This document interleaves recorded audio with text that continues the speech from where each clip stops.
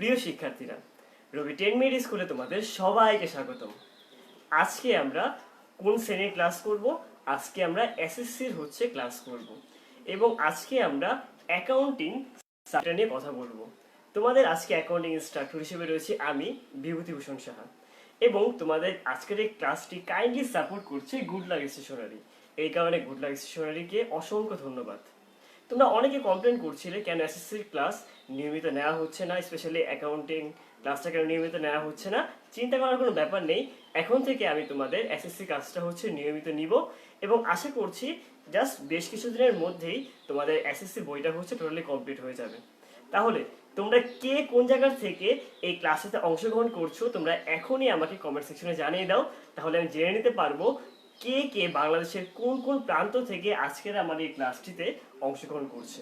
আমি কিন্তু এসেছি নারায়ণগঞ্জ থেকে এবং নারায়ণগঞ্জ থেকে আমি এই লাইভ ক্লাসটির মধ্যে জয়েন করেছি। তুমি কোথা থেকে জয়েন করেছো এখনই জানিয়ে দাও।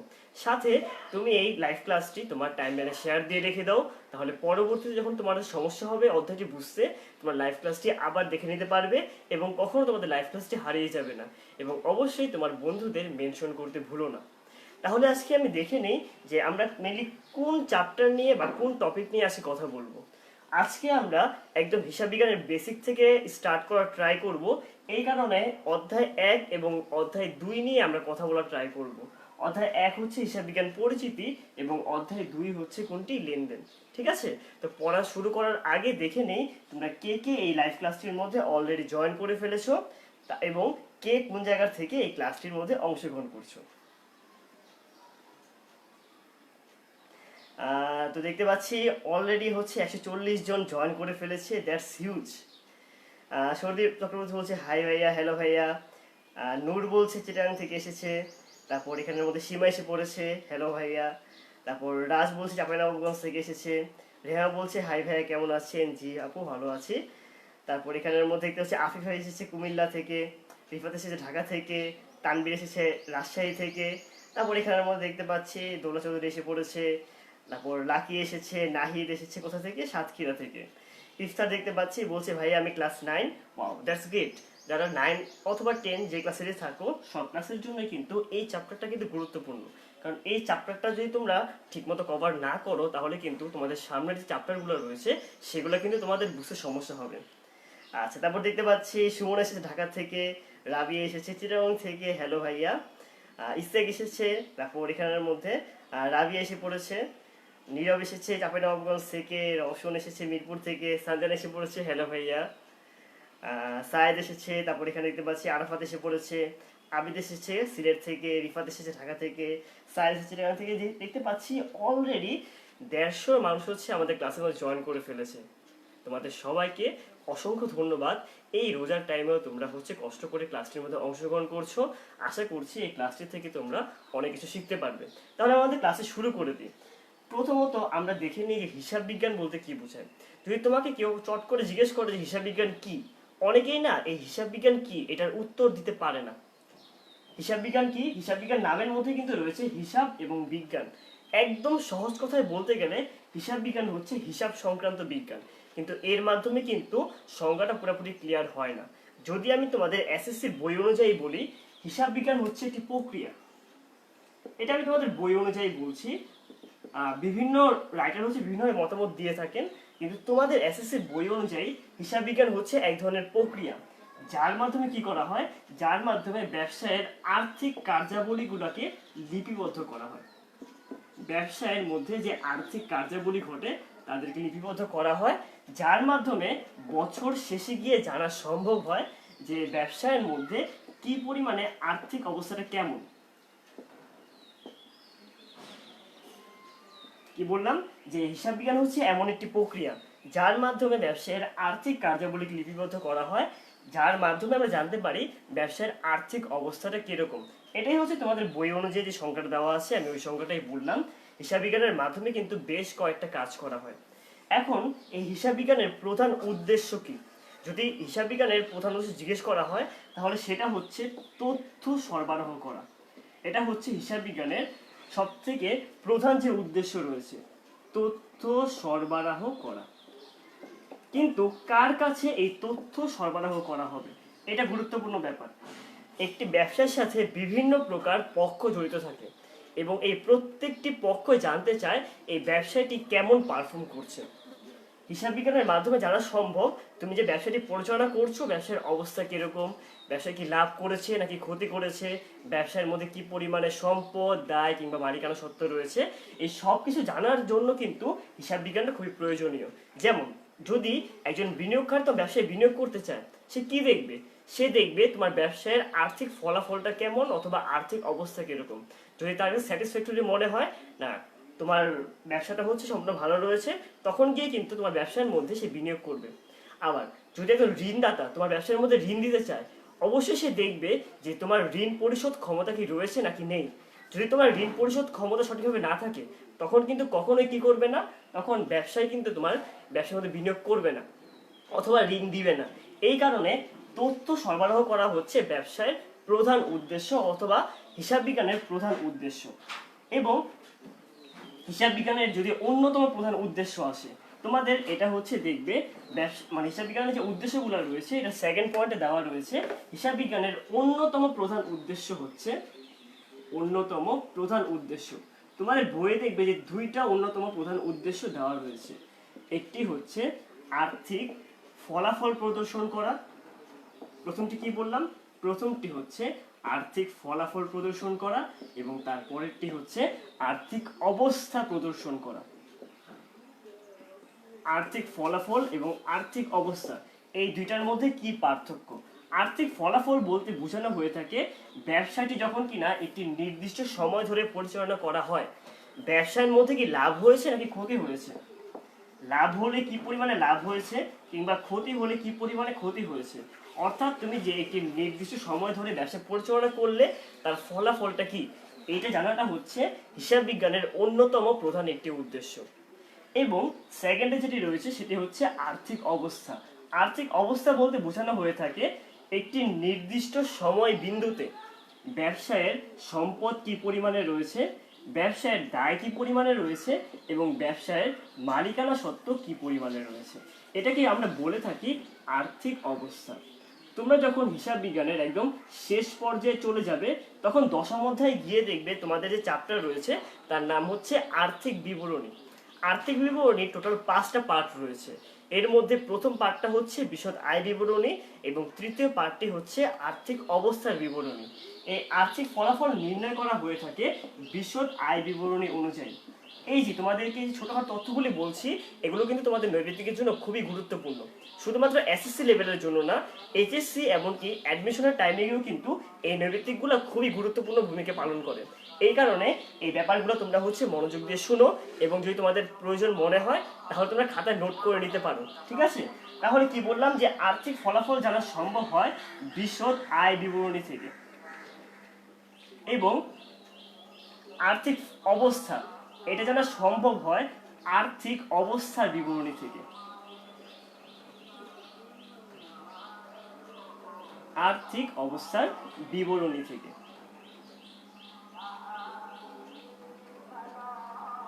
আমাকে বলো তো তোমরা কি ক্লিয়ারলি বুঝতে পারছো যে আমি মেইনলি তোমাদের কোন টপিক নিয়ে কথা বলার ট্রাই করছি বা কিভাবে হচ্ছে ব্যাপারগুলো কাজ করছে? যদি বুঝতে সমস্যা হয় অবশ্যই তোমরা জানিয়ে দিবে যে ভাইয়া এই টপিকটা ক্লিয়ারলি বুঝতে পারি নাই, ভাইয়া আরেকবার বুঝিয়ে দেন। আমি ট্রাই করবো তোমাদের প্রত্যেকটা টপিক বাই টপিক ভালো মতো বুঝিয়ে তারপর চ্যাপ্টারগুলো হচ্ছে শেষ করার, ঠিক আছে?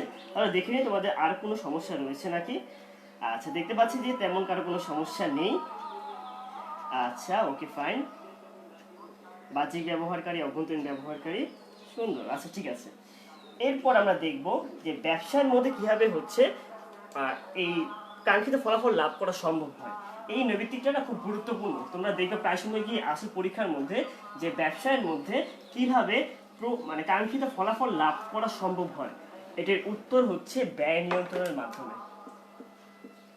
ব্যয় নিয়ন্ত্রণের মাধ্যমে একটি ব্যবসায়ের কাঙ্ক্ষিত ফলাফল লাভ করা সম্ভব হয়ে থাকে। ব্যয় যখন নিয়ন্ত্রণ করা হয়ে থাকে তখন অটোমেটিকলি কিন্তু ব্যবসায়ের মুনাফার পরিমাণ কি হয়, মুনাফার পরিমাণ বৃদ্ধি পায়।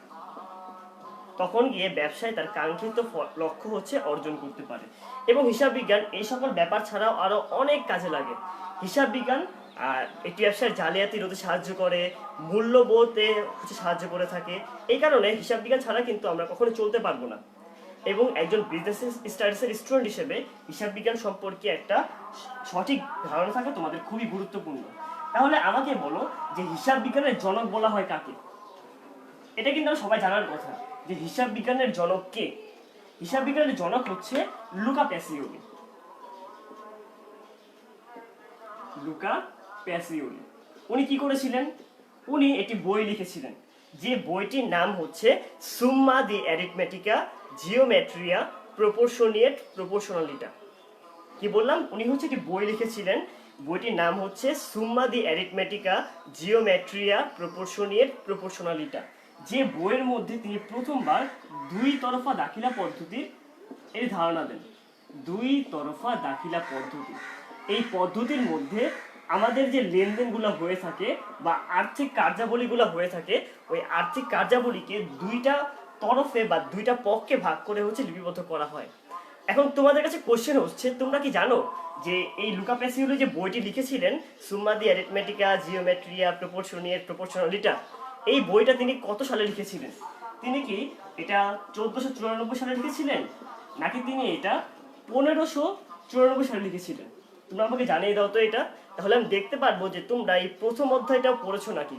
কারণ অনেকেই দেখা যায় এই প্রথম অধ্যায়টা মিস করে চলে যায়, যার ফলে পরীক্ষার মধ্যে যখন কিনা এই চ্যাপ্টার থেকে নৈবিত্তিক আসে তখন না অনেক সময় মিস করে যাও তোমরা। এই কারণে এই চ্যাপ্টারটাও কিন্তু মিস যাওয়া উচিত না। পরে গিয়ে বুঝতে পারবা আস্তে আস্তে যে এই চ্যাপ্টারটা পরীক্ষার মধ্যে কিন্তু নৈবিত্তিক আসে। তাহলে জানিয়ে দাও দুই তরফা দাখিলা পদ্ধতির জন্য লুকা প্যাসিওলি যে বই লিখেছিলেন, ওই বইটি কত সালে পাবলিশ করা হয়েছিল? সেটা কি 1494 সালে, নাকি সেটা 1594 সালে? আচ্ছা, দেখতে পাচ্ছি এখানের মধ্যে অলরেডি কোশ্চেন শুরু করে দিয়েছে, অ্যান্সার আসা শুরু করে দিয়েছে। সরি, আসিফ বলছে 1494, তারপর লাকি বলছে এ, ওকে 1494। সরি, নামটা বলতে ভুল করেছি। ইন্তিসার বলছে এ, তারপর এখানের মধ্যে দেখতে পাচ্ছি শামীম বলছে লুকা প্যাসিওলি, সানজান বলছে লুকা প্যাসিওলি, নীরব ভাইয়া বলছে 1494, পারফেক্ট। আকাশ বলছে এ, তারপর এখানের মধ্যে রাবিয়া বলছে 1494, শামীম বলছে 1494। হ্যাঁ, তোমরা সবাই সঠিক অ্যান্সার দিয়েছো। তিনি 1494 সালে এই বইটি লিখেছিলেন এবং এই বইয়ের মধ্যে তিনি প্রথমবার দুই তরফা দাখিলা পদ্ধতি সম্পর্কে একটি ভালো ধারণা দিয়েছেন। এই দুই তরফা দাখিলা পদ্ধতি যেহেতু আমাদের আরেকটা চ্যাপ্টারে রয়েছে, ওই চ্যাপ্টার পড়ানোর সময় আমরা এটা সম্পর্কে আরো বিস্তারিত আলোচনা করব যে দুই তরফা বা দুইটি পক্ষ বলতে সাধারণত কি বোঝানো হয়ে থাকে। এখন এই হিসাব বিজ্ঞানের প্রধানত দুইটি ব্যবহারকারী রয়েছে, সেই ব্যবহারকারী সম্পর্কে আমরা এখনই আলোচনা করব। বাট দেখতে পাচ্ছি আরো অনেক অ্যান্সার এসে পড়েছে। সানজানা বলছে এ, উদয় বলছে এ, তারপর এখানের মধ্যে মেহেরাজ বলছে এ, নূর বলছে এ, আরিফুল বলছে এ, হৃদয় এসে পড়েছে, হৃদয় বলছে এ, হ্যালো ভাইয়া। শামীম বলছে 1494।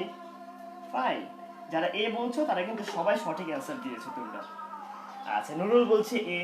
এবার আমরা দেখে নিই ব্যবসা হিসাব বিজ্ঞানের মধ্যে কয়জন বা কয় প্রকারের হচ্ছে ব্যবহারকারী রয়েছে। হিসাব বিজ্ঞানে যে ব্যবহারকারী রয়েছে, এই ব্যবহারকারীকে দুইটি ভাগে ভাগ করা সম্ভব। একটি হচ্ছে অভ্যন্তরীণ ব্যবহারকারী এবং আরেকটি হচ্ছে বাহ্যিক ব্যবহারকারী। একটি হচ্ছে অভ্যন্তরীণ ব্যবহারকারী এবং অপরটি হচ্ছে বাহ্যিক ব্যবহারকারী। এই দুইটি পক্ষ বা দুইটি ব্যবহারকারী রয়েছে। ব্যবসায়ের মধ্যে যে সকল ব্যবহারকারী রয়েছে তাদেরকে বলা হয়ে থাকে অভ্যন্তরীণ ব্যবহারকারী। এর মধ্যে কারা কারা রয়েছে? ব্যবসায়ের যারা মালিক তারা কিন্তু সবার প্রথম হচ্ছে অভ্যন্তরীণ ব্যবহারকারী, এবং মালিকের সাথে যে ব্যবস্থাপক যারা রয়েছেন বা যাদেরকে বলা হয়ে থাকে ম্যানেজার, তারাও কিন্তু একটি ব্যবসায়ের অভ্যন্তরীণ ব্যবহারকারী হয়ে থাকেন। এবং বাহ্যিক ব্যবহারকারী কারা রয়েছে? ব্যবসায়ের অভ্যন্তরীণ পক্ষ ছাড়া যত পক্ষ রয়েছে, যারা ব্যবসার থেকে হচ্ছে কোনো না কোনোভাবে সুবিধা প্রাপ্ত হন বা ব্যবসার সাথে জড়িত, তাদের সবাইকে বলা হয়ে থাকে বাহ্যিক ব্যবহারকারী। তারা কেমন হতে পারে? এটা হতে পারে সরকার, অথবা এটা হতে পারে ঋণদাতা, এটা হতে পারে বিনিয়োগকারী। তারপর কারা আছে? তারপর হতে পারে সেটা ভোক্তা এবং অন্য যত পক্ষ রয়েছে যেটি আমাদের অভ্যন্তরীণ ব্যবহারকারীর মধ্যে পড়ছে না, তাদের সবাইকে কিন্তু বাহ্যিক ব্যবহারকারী বলা হয়ে থাকে। তো আশা করছি তোমরা এই ব্যাপারগুলো ক্লিয়ারলি বুঝতে পারছো। কিন্তু যদি তোমাদের কোনো কোয়েশ্চেন থাকে যে ভাইয়া কেন এটা বাহ্যিক ব্যবহারকারী বা কেন এটা অভ্যন্তরীণ ব্যবহারকারী, তোমরা আস্ক করতে পারো। আর সমস্যা না থাকলে আমাদের পরের যে টপিকগুলো রয়েছে আমরা সেই টপিকগুলো চলে যাব, ঠিক আছে? আচ্ছা, তাহলে এখানের মধ্যে তোমাদের জন্য আরেকটা গুরুত্বপূর্ণ যে পয়েন্ট রয়েছে সেটা হচ্ছে হিসাব বিজ্ঞানের আরেকটা নাম রয়েছে। হিসাব বিজ্ঞান যেহেতু তথ্য নিয়ে কাজ করে, এর জন্য হিসাব বিজ্ঞানকে আরেকটা নাম দেওয়া হয় যাকে বলা হয় তথ্য ব্যবস্থা, ঠিক আছে? এই ব্যাপারগুলো কিন্তু একটু মনে রাখা খুবই গুরুত্বপূর্ণ। পরীক্ষায় গিয়ে দেখবা এগুলো থেকে কোনো না কোনো নৈবেত্তিক অবশ্যই তোমার কমন পাবা। শুধুমাত্র স্কুলের পরীক্ষায় বা কলেজের পরীক্ষায় না, বোর্ড পরীক্ষার মধ্যে গিয়ে দেখবা এই যাগুলি পড়াচ্ছি তোমাদের সেগুলোর থেকে কিছু না কিছু প্রতি বছরই হচ্ছে তোমাদের পরীক্ষায় আসে, ঠিক আছে? তাহলে ব্যবহারকারী এই দুই প্রকার আমরা পড়ে ফেললাম, এবং এই চ্যাপ্টারের মধ্যে সত্যি কথা বলতে আর তেমন বেশি কিছু নেই। এই চ্যাপ্টারের পরবর্তীতে দেখবা যে তোমাদের মূল্যবোধ নিয়ে কিছু বলা রয়েছে, জবাবদিহিতা নিয়ে বলা রয়েছে। সেই পার্টগুলি আশা করি তেমন বোঝানোর মতো কোনো ব্যাপার নেই।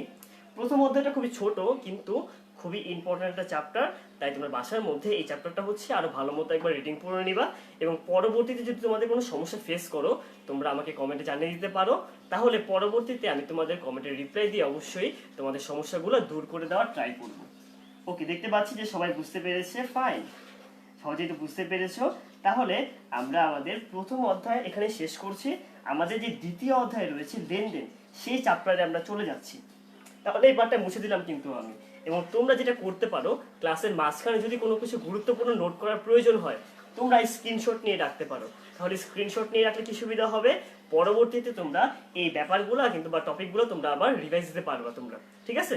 সো স্ক্রিনশট নিয়ে রাখলে কিন্তু এই সুবিধাটা হয়। ক্লাস করবা, স্ক্রিনশট নিবা, লাইভ ক্লাসের মধ্যে গিয়ে এই ব্যাপারটা খুবই গুরুত্বপূর্ণ। আচ্ছা, তাহলে এবার আমরা চলে যাব লেনদেনের মধ্যে। লেনদেন, লেনদেন শব্দটির অর্থ কি? লেনদেনের মধ্যে দুইটি ওয়ার্ড রয়েছে, এটা হচ্ছে লেন এবং অপরটি হচ্ছে দেন। এই লেনদেনকে ভাঙলে যেটা পাওয়া যায় লেন এবং দেন। লেন মানে হচ্ছে গ্রহণ এবং দেন মানে হচ্ছে প্রদান। অর্থাৎ লেনদেন মানে হচ্ছে গ্রহণ ও প্রদান অথবা দেওয়া এবং নেওয়া, যার মাধ্যমে বা যে সকল ঘটনার মাধ্যমে আমরা কিছু একজনকে বা অপরপক্ষকে দেই এবং তার থেকে আমরা কিছু নেই, সে সকল আর্থিক ঘটনাকেই বলা হচ্ছে লেনদেন। এটা হচ্ছে লেনদেনের একদম যে বেসিক যে ধারণাটা রয়েছে, ঠিক আছে? কিন্তু ব্যবসার ক্ষেত্রে কিন্তু লেনদেনগুলোকে একটু আলাদাভাবে ডিফাইন করা হয়। লেনদেন বলতে বোঝানো হয়ে থাকে আর্থিক কার্যাবলী বা আর্থিক ঘটনা।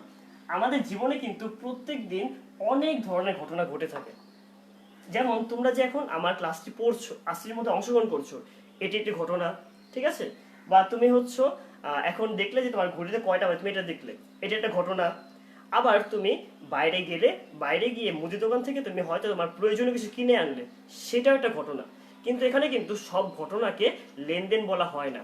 তুমি যে তোমার ঘড়ির টাইম দেখলে যে কয়টা বাজে, এটি অবশ্যই একটি ঘটনা, কিন্তু এর ফলে কিন্তু আর্থিক কোনো পরিবর্তন ঘটেনি। কিন্তু তুমি যদি মুদি দোকানে গিয়ে তুমি যদি কোনো গুরুত্বপূর্ণ কিছু কিনে নিয়ে আসো, সেক্ষেত্রে কিন্তু কি হচ্ছে, তোমার আর্থিক অবস্থার পরিবর্তন ঘটছে। যদি কোনো ঘটনার দ্বারা ব্যবসায়ের আর্থিক অবস্থার পরিবর্তন ঘটে, কি হবে, যে সকল ঘটনা দ্বারা ব্যবসায়ের, এই ব্যাপারটা গুরুত্বপূর্ণ, ব্যবসায়ের আর্থিক অবস্থার পরিবর্তন ঘটে, সেই সকল ঘটনাকে বলা হয়ে থাকে লেনদেন। অর্থাৎ সকল ধরনের লেনদেনই হচ্ছে ঘটনা, সকল ধরনের লেনদেনকেই আমরা ঘটনা বলবো। এবং এই লেনদেনগুলো হচ্ছে এক একটি আর্থিক ঘটনা, কিন্তু সকল ধরনের ঘটনাকে কিন্তু লেনদেন বলা হয় না।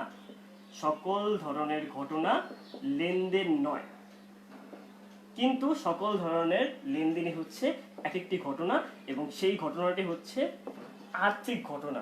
অর্থাৎ যে ঘটনার সাথে ব্যবসায়ের আর্থিক কোনো পরিবর্তন ঘটবে তাকে আমরা লেনদেন বলে থাকবো। এখন আর্থিক ঘটনা বলতে কি বোঝানো হয়ে থাকে, এবং এই ক্ষেত্রে কিন্তু গুরুত্বপূর্ণ আমি বলছি ব্যবসায়ের আর্থিক অবস্থার পরিবর্তন।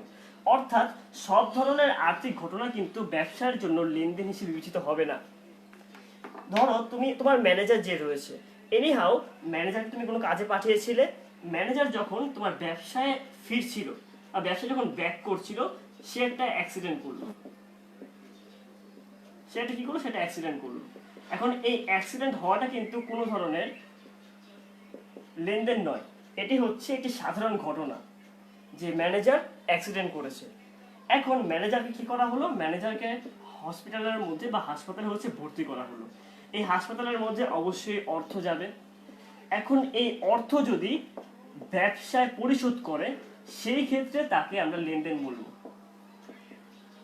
কি বললাম, ম্যানেজার যে অ্যাক্সিডেন্ট করলো তার ফলে হসপিটালের বিল যদি ব্যবসায় পরিশোধ করে তখন এটাকে আমরা বলবো লেনদেন। কিন্তু হসপিটালের বিল যদি ব্যবসায় পরিশোধ না করে, যদি ম্যানেজার নিজেই করে, সেই ক্ষেত্রে কিন্তু তাকে আমরা ব্যবসার জন্য কোনো লেনদেন বলবো না। সেই ক্ষেত্রে কি তাকে আমরা কোনো লেনদেন বলবো না। কেন? লেনদেন হওয়ার জন্য অবশ্যই ব্যবসার সাথে সম্পৃক্ত হওয়া লাগবে। এটা অবশ্যই লেনদেন, কিন্তু ব্যবসার জন্য এটা গুরুত্বপূর্ণ কোনো লেনদেন না। এটা নিয়ে আমাদের কোনো কাজ করা লাগবে না। যদি ম্যানেজার নিজের জন্য কোনো আর্থিক বিবরণী প্রস্তুত করেন বা নিজের জন্য হিসাব বিজ্ঞান করেন, সেক্ষেত্রে গিয়ে ম্যানেজারের জন্য লেনদেন, কিন্তু ব্যবসার জন্য কিন্তু এটা কোনো লেনদেন না। ব্যবসার জন্য লেনদেন কখন হবে? যদি ব্যবসায় এই অর্থটা পরিশোধ করে থাকে, তাহলে অবশ্যই লেনদেন মানে হচ্ছে ব্যবসায়ের কোনো আর্থিক অবস্থার পরিবর্তন হওয়া লাগবে। ঠিক আছে?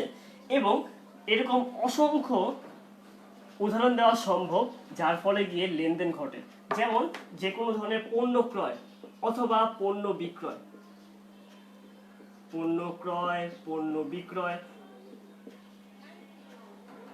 এই সকল ঘটনার ফলে কিন্তু কি হয়, এই সকল ঘটনার ফলে আমরা একটা পক্ষ সুবিধা গ্রহণ করি এবং অন্য পক্ষ আমরা সুবিধা প্রদান করি। যেমন যেমন পণ্য বিক্রয় করা হয়, পণ্য বিক্রয়ের মধ্যে কি থাকে? পণ্য বিক্রয়ের মধ্যে একজন ক্রেতা থাকে আর একজন বিক্রেতা থাকে। বিক্রেতা ক্রেতার কাছে পণ্য দেয় এবং ক্রেতা বিক্রেতাকে কি দেয়? অর্থ বা অর্থের সমমূল্য কোনো কিছু প্রদান করে। এই যে একজন দিচ্ছে একজন নিচ্ছে, এই ব্যাপারটাকে কিন্তু আমরা লেনদেন হিসেবে বিবেচনা করছি। এখন সবসময় যে পণ্যই লেনদেন করা লাগবে তা কিন্তু গুরুত্বপূর্ণ না। আমরা চাইলে সেবাও লেনদেন করতে পারি। সেবা কিরকম? ধরো তুমি যদি একজন উকিল হও বা তুমি যদি ডাক্তার হও, যদি তুমি ডাক্তার হও এবং পেশেন্ট চেক করো, ডাক্তার তুমি তুমি যদি ডাক্তার, তোমার কাছে পেশেন্ট আসলো, বললো যে ডাক্তার আমার সমস্যা রয়েছে, আমাকে চেক আপ করুন। তুমি চেক আপ করলে, চেক আপ করে যাওয়ার সময় কিন্তু তোমাকে অবশ্যই সে কি করবে? তোমাকে একটা পেমেন্ট করে যাবে।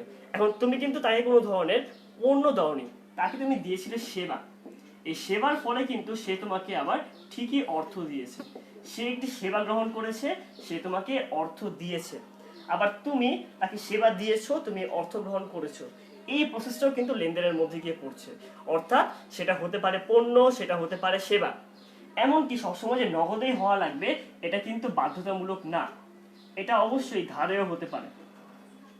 তুমি পণ্য কেনার টাইমে তুমি যদি কি করো, পণ্য কেনার টাইমে তুমি যদি নগদ টাকা প্রদান না করে তুমি যদি ধারে কিনে আনো, সেটাও একটা লেনদেন হবে। কিন্তু তুমি যখন পরিশোধ করবা সেটা কিন্তু ডিফারেন্ট একটা লেনদেন, সেটা কি আমরা একসাথে করব না।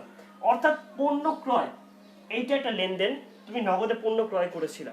এখন তুমি যদি আজকে আজকে ধরো 1 তারিখ, 1 তারিখে তুমি পণ্য ক্রয় করেছিলে ধারে, পণ্য ক্রয় করেছিলে তুমি ধারে, তুমি পণ্য ক্রয় করেছো এবং 4 তারিখ গিয়ে তুমি সে তার টাকা পরিশোধ করে দিলে। এই যে ধারটা ক্রয় করেছিলে, পরিশোধ করলে। এখন এই দুইটাকে কিন্তু আমরা ডিফারেন্ট ডিফারেন্ট লেনদেন হিসেবে বিবেচনা করব। তোমরা বলতেই পারো আমি যে নিয়েছিলাম এই লেনদেনের জন্যই তো আমি আবার টাকা পরিশোধ করেছি, তাহলে তো একসাথেই ধরা যায় না। হিসাব বিজ্ঞান বলে কখনোই এটাকে একসাথে ধরা যাবে না, এটাকে ভিন্ন ভিন্ন দুটা লেনদেন হিসেবে আমাদের বিবেচনা করা লাগবে। একটা হচ্ছে 1 তারিখের লেনদেন এবং আরেকটি হচ্ছে 4 তারিখের লেনদেন। আচ্ছা, দেখে নিই যে তোমাদের আর কোনো কোয়েশ্চেন আছে নাকি। মেহরাজ বলছে যে ভাইয়া পুরো বোর্ড দেখা যাচ্ছে না। আচ্ছা, যদি কখনো এরকম কোনো সমস্যা হয়, তোমরা যেটা করতে পারো, একবার লাইভ থেকে বের হয়ে গিয়ে আরেকবার হচ্ছে লাইভের মধ্যে ঢুকবা। মাঝে মাঝে এটা ফেসবুকের লাইভের একটা হচ্ছে সমস্যা করে যে হঠাৎ করে একদম লেফট কর্নারের দিকে জুম হয়ে যায়। এই সমস্যাটা লাইভের মধ্যে প্রায় সময় হয়। তো যদি কখনো এরকম হয়ে যায়, একবার লাইভ থেকে বের হয়ে যাবা, বের হয়ে গিয়ে আরেকবার লাইভে ঢুকবা, তাহলে বেশিরভাগ ক্ষেত্রে এটা মানে প্রবলেমটা চলে যায়। তোমাদের এখানে যা যা বললাম এই সব কিছু কিন্তু লেনদেনের বৈশিষ্ট্য ছিল। কি কি বললাম? লেনদেনের বৈশিষ্ট্যের মধ্যে গিয়ে লেনদেন হতে পারে নগদে, লেনদেন হতে পারে ধারে, লেনদেন হতে পারে পণ্যের আদান প্রদান, লেনদেন হতে পারে সেবার আদান প্রদান। যদি দুইটা ভিন্ন ভিন্ন তারিখে করা হয় তাহলে এটাকে আমরা দুইটা ভিন্ন ভিন্ন লেনদেন হিসেবে আমরা বিবেচনা করব। যদি লিঙ্কড হলেও আমরা এটাকে ভিন্ন ভিন্ন জাবেদা হিসেবে লিপিবদ্ধ করব লেনদেন হিসেবে। এমনকি লেনদেন যে চোখে দেখা লাগবে এটাও বাধ্যতামূলক না। লেনদেন যেমন দৃশ্যমান হতে পারে তেমনি ভাবে লেনদেন কিন্তু অদৃশ্যমানও হতে পারে। লেনদেন লেনদেন কি বললাম, লেনদেন হতে পারে দৃশ্যমান এবং লেনদেন হতে পারে অদৃশ্যমান। দৃশ্যমান যখন কিনা আমরা পণ্য কিনছি তখন তো এটা দৃশ্যমান, আমি দেখছি যে আমি একটা পণ্য কিনছি এবং আমি নগদ টাকা হচ্ছে প্রদান করে দিচ্ছি। কিন্তু অদৃশ্যমান লেনদেন কোনগুলো হতে পারে? অদৃশ্যমান লেনদেনগুলো হচ্ছে এরকম, খেয়াল করে দেখো। তুমি তোমার বাসার মধ্যে অবশ্যই কোনো না কোনো আসবাবপত্র রয়েছে। ধরো তোমার বাসার মধ্যে একটা চেয়ার রয়েছে। এখন এই চেয়ারটি তুমি কিনেছিলে 10 বছর আগে 10,000 টাকা দিয়ে। এখন 10 বছর পরে গিয়ে তুমি যখন ব্যবহার করছো, এই চেয়ারটি তুমি যদি আবার বিক্রি করতে চাও, তুমি কখনো 10 টাকায় বিক্রি করতে পারবে? অবশ্যই না। এই চেয়ারটি ধরো তুমি যদি এখন বিক্রি করতে চাও, তুমি 1,000 টাকা বা তারও কম মূল্য দিয়ে তুমি বিক্রি করতে পারলে। মাঝখানে যে 9,000 টাকা চলে গেল, এই পার্টটাকে বলা হয়ে থাকে অবচয়।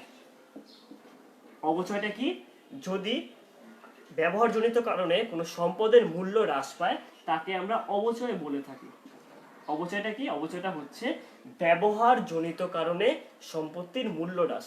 তুমি 10,000 টাকা দিয়ে যন্ত্রপাতি বা চেয়ার কিনেছিলে, 10 বছর ইউজ করার পর এই চেয়ারের দাম এখন বাজার মূল্য রয়েছে 1,000 টাকা। মাঝখানে যে 9,000 টাকা ভ্যানিশ হয়ে গেল, এটাকে আমরা বলছি অবচয়। এখন এই যে 9,000 টাকা অবচয় হলো, তুমি কি এটা দেখতে পেয়েছো যে এটার মূল্য কমে যাচ্ছে? অবশ্যই না। কিন্তু এটাকেও একটা লেনদেন বলা হয়ে থাকে। এই ক্ষেত্রে কি হয়েছে? এই ক্ষেত্রে 9,000 টাকা মূল্য হ্রাস পেয়ে গিয়েছে। তুমি দেখছো না, না দেখার পরেও কিন্তু তুমি বুঝতে পারছো যে এই লেনদেন মানে এই যে আসবাবপত্র রয়েছে ব্যবহারের ফলে এটার মূল্য কমে যাচ্ছে। এটাও কিন্তু এক ধরনের লেনদেন এবং এটি হচ্ছে এক ধরনের অদৃশ্যমান লেনদেন। এটার আমরা উদাহরণ কি দিলাম? এটার উদাহরণ হচ্ছে অবচয়। এবং দৃশ্যমান লেনদেনের কি হতে পারে? যে কোনো ধরনের লেনদেন, যেমন বেতন প্রদান অথবা হচ্ছে পণ্য ক্রয়, এই সবগুলোকে আমরা বলে থাকি দৃশ্যমান লেনদেন। আমি নগদ টাকা দিচ্ছি বা আমি পণ্য ক্রয় করছি, আমি দেখতে পাচ্ছি যে আমি যে লেনদেনটা করছি। কিন্তু এই ক্ষেত্রে যে লেনদেনটা হচ্ছে, এই ক্ষেত্রে কিন্তু কি হচ্ছে না, আমরা দেখতে পাচ্ছি না। জাস্ট আমাদের চোখের সামনেই আমরা না বুঝতে পারলেও আমাদের সম্পত্তির মূল্য হ্রাস পাচ্ছে। এগুলোই ছিল আমাদের লেনদেনের বৈশিষ্ট্য। এখন আমরা দেখব আমাদের যে প্রথম ম্যাথ রয়েছে, তোমাদের এই হিসাব বিজ্ঞান বইয়ের প্রথম যে ম্যাথ রয়েছে সেই ম্যাথটার নাম হচ্ছে লেনদেন কিনা। কি বললাম? লেনদেন কিনা। এখন লেনদেন কিনা এই ম্যাথটা তোমরা কিভাবে করবা? এই ক্ষেত্রে তোমাদের একটা ছক ফলো করা লাগে। ছকটা হচ্ছে এরকম, তোমরা 3টা ঘর দিবা। 3টা ঘর এখানের মধ্যে তোমাদের হচ্ছে আকার মানে এখানে থাকা লাগবে। আচ্ছা, এখানে একটু ভুল করে ফেলেছি, এটা এখানে হওয়ার কথা, এটা এখানে হবে। প্রথম ঘরের মধ্যে তারিখও হতে পারে, ক্রমিক নং হতে পারে। তোমরা কোশ্চেনে দেখবে তোমাদের কি তারিখ দেওয়া রয়েছে নাকি ক্রমিক নং দেওয়া রয়েছে। যদি ক্রমিক নং দেওয়া থাকে তখন ক্রমিক নং ইউজ করবা, আর তোমাদের যদি তারিখ দেওয়া থাকে সেক্ষেত্রে তোমরা তারিখ ব্যবহার করবা। এর পাশে গিয়ে লিখবা লেনদেন কিনা এবং তার পাশে গিয়ে লিখবা কারণ বা কারণ সহ ব্যাখ্যা। তোমাদের এই লেনদেন কিনা এই ম্যাথটা করার জন্য তোমরা 2টা পদ্ধতি ফলো করতে পারো।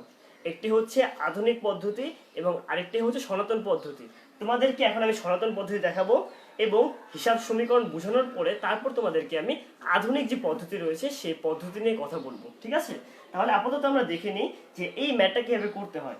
তোমাদের জন্য আমি এখানের মধ্যে একটি ম্যাথ আগে থেকে ক্রিয়েট করে রেখেছি। আমরা এই ম্যাথটি দেখে নিই।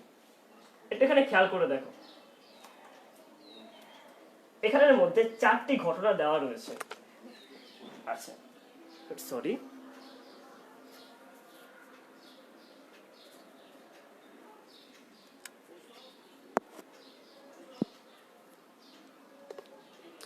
আই এম এক্সট্রিমলি সরি যে একটু ক্যামেরাটা হচ্ছে নড়ে গিয়েছে।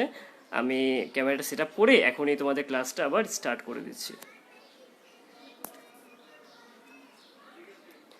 আচ্ছা, তোমরা কি পুরো বোর্ডটা ক্লিয়ারলি দেখতে পাচ্ছ? যদি দেখতে কোনো সমস্যা হয় বলতে পারো, তাহলে আমি আরেকবার ক্যামেরাটা সেট আপ করে তারপরে হচ্ছে তোমাদের ক্লাসটা স্টার্ট করব। আচ্ছা, সাইফুল বলছে ভাইয়া অবলোপনটা একটু বুঝিয়ে দেন। জি ভাইয়া, অবলোপনটা আমি অবশ্যই বুঝিয়ে দিব। আচ্ছা ভাইয়া, বোর্ড পড়ে দেখা যাচ্ছে না। ওকে, তো বোর্ডের উপরে উপরে যদি দেখা যায়, পারফেক্টলি দেখা যায়, তাহলে হচ্ছে ক্লাসে শুরু করে দিচ্ছি। সো আমরা তো মাঝখান দিয়ে হচ্ছে জাস্ট ক্যামেরাটা আমার পায়ে লেগে হচ্ছে নড়ে গিয়েছিল। ওকে, সো যদি ক্লিয়ার থাকে তাহলে আমি আবার ক্লাসটি স্টার্ট করে দেব। এবার দেখো, তোমাদের জন্য এখানের মধ্যে আমি 4টা ঘটনা নিয়ে এসেছি। ঘটনাগুলি খেয়াল করে দেখো। প্রথম ঘটনাটি হচ্ছে 50,000 টাকা ব্যবসায় বিনিয়োগ। এর ফলে কি কি ঘটছে? একজন মালিক তার ব্যবসার মধ্যে 50,000 টাকা বিনিয়োগ করেছেন। এর ফলে 2টি ঘটনা ঘটেছে। এর ফলে অবশ্যই কি হয়েছে, আর্থিক অবস্থার পরিবর্তন ঘটেছে, এটা তো মাস্ট। কারণ 50,000 টাকার এখানে ব্যাপার রয়েছে একটা। মালিক ব্যবসায় টাকা দিয়েছেন, যার ফলে ব্যবসায় নগদ টাকা কিন্তু বৃদ্ধি পেয়েছে। এবং একজন মালিক ব্যবসার মধ্যে যা কিছুই দেন না কেন, সেটা হোক সম্পদ, সেটা হোক নগদ টাকা, সেটা হোক আসবাবপত্র, সবকিছু কিন্তু কিসে বিবেচনা করা হয়? মূলধন হিসেবে বিবেচিত করা হয়। এই কারণে প্রথম যে ঘটনাটি রয়েছে, এটি একটি লেনদেন, এবং এর ফলে 2টি ঘটনা হয়েছে। আমাদের ব্যবসায় নগদ টাকা বৃদ্ধি পেয়েছে, এবং সেকেন্ডে আমাদের ব্যবসায় মূলধন বৃদ্ধি পেয়েছে। ঠিক আছে, এখানের মধ্যে মাসিয়া বলছে আসসালামু আলাইকুম ভাইয়া। ওয়ালাইকুম আসসালাম আপু। তাহলে আমরা দেখে নিই যে এই যে ম্যাথটা রয়েছে, এই ম্যাথটা আমরা এখানে কিভাবে করব। প্রথমে গিয়ে যেহেতু 1 নাম্বার লেখা রয়েছে, আমরা 1 নাম্বার লিখব। পরীক্ষায় তোমার যদি তারিখ দেওয়া থাকে এখানের মধ্যে, ধরো জানুয়ারির 1, জানুয়ারির 5, তখন ক্রমিক নাম্বার না লিখে এখানে তারিখের ঘর লিখবা। প্রথমটি কি লেনদেন নাকি লেনদেন না? এটি একটি, এর ফলে কি হচ্ছে, আর্থিক ঘটনা, যেহেতু এটি একটি এবং আর্থিক অবস্থার পরিবর্তন ঘটছে, এটিকে অবশ্যই আমরা লেনদেন বলবো। এবং এটিকে আমরা কিভাবে লিখব, লেখাটা আমরা ভালোমতো খেয়াল করে দেখি। প্রথমে লেখা লাগবে এই ঘটনা দ্বারা, এই ঘটনাটি দ্বারা ব্যবসায়ের আর্থিক অবস্থার পরিবর্তন ঘটেছে। প্রথমত এই লাইনটি লেখাটা বাধ্যতামূলক, যে প্রথমে তোমরা ক্লিয়ার করে নিবা যে আর্থিক অবস্থার কি পরিবর্তন হয়েছে নাকি আর্থিক অবস্থার পরিবর্তন হয়নি। তো প্রথমটি হচ্ছে এই ঘটনাটি দ্বারা ব্যবসায়ের আর্থিক অবস্থার পরিবর্তন ঘটেছে, এবং তারপর গিয়ে তোমরা কারণটাও লিখে দিবা এবং কি কি হয়েছে। এই যে লেনদেনটার ফলে কি হয়েছে, এই লেনদেনের ফলে ব্যবসায় নগদ টাকা বৃদ্ধি পেয়েছে এবং ব্যবসায়ের মূলধন বৃদ্ধি পেয়েছে। এই কারণে লিখে দিবা এবং ব্যবসায়ের নগদ অর্থ ও মূলধন বৃদ্ধি পেয়েছে।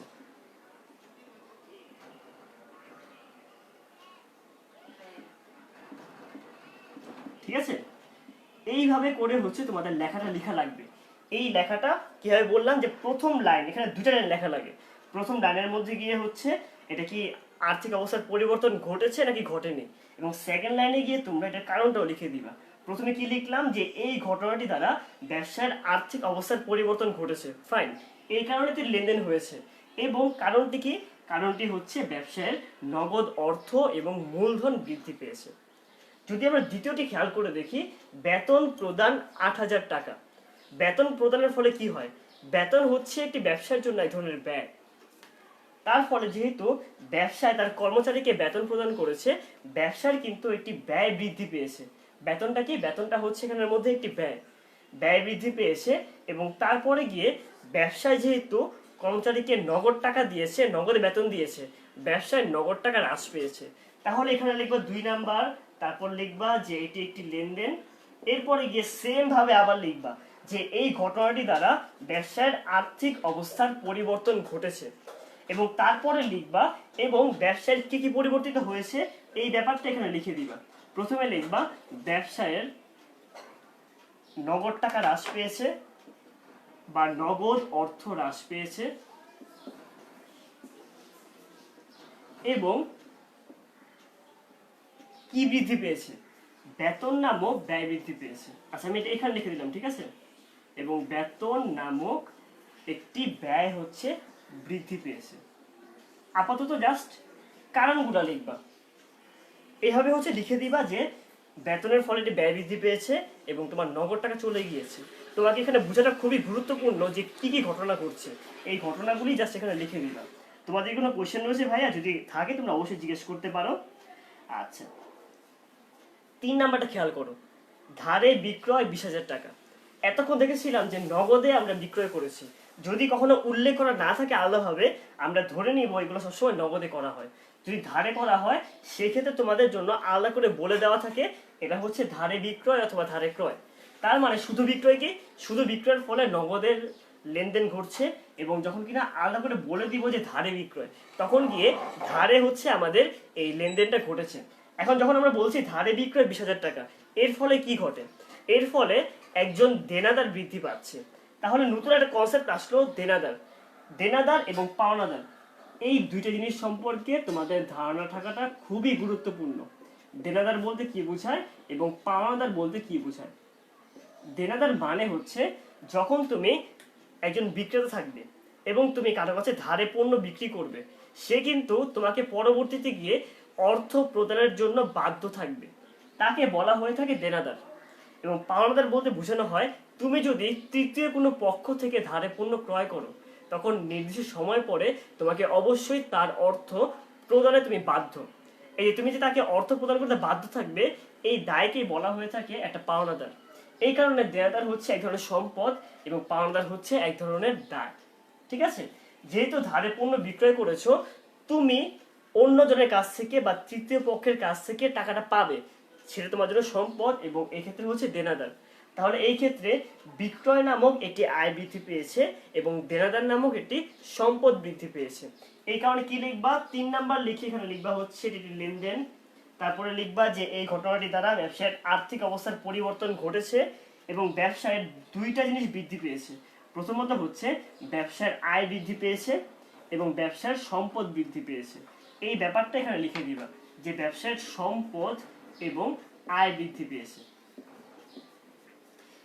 তাহলে বুঝতেই পারছো তোমাদেরকে আগে চিনা লাগবে কোনটা হচ্ছে সম্পদ, কোনটা আয়, কোনটা ব্যয়, কোনটা দায়। এই জিনিসটা নিয়ে আমরা একটু পরে আলোচনা করছি যে কোনটি তোমরা কিভাবে চিনবে। ঠিক আছে? এবং সবার লাস্ট যে ঘটনাটা রয়েছে, 15,000 টাকার আসবাবপত্র ক্রয়ের ফরমাইশ প্রদান। এখানে 15,000 টাকা, টাকার পরিমাণ দেখে অনেকেই ধরে নেয় এটা হচ্ছে এক ধরনের লেনদেন, কিন্তু না।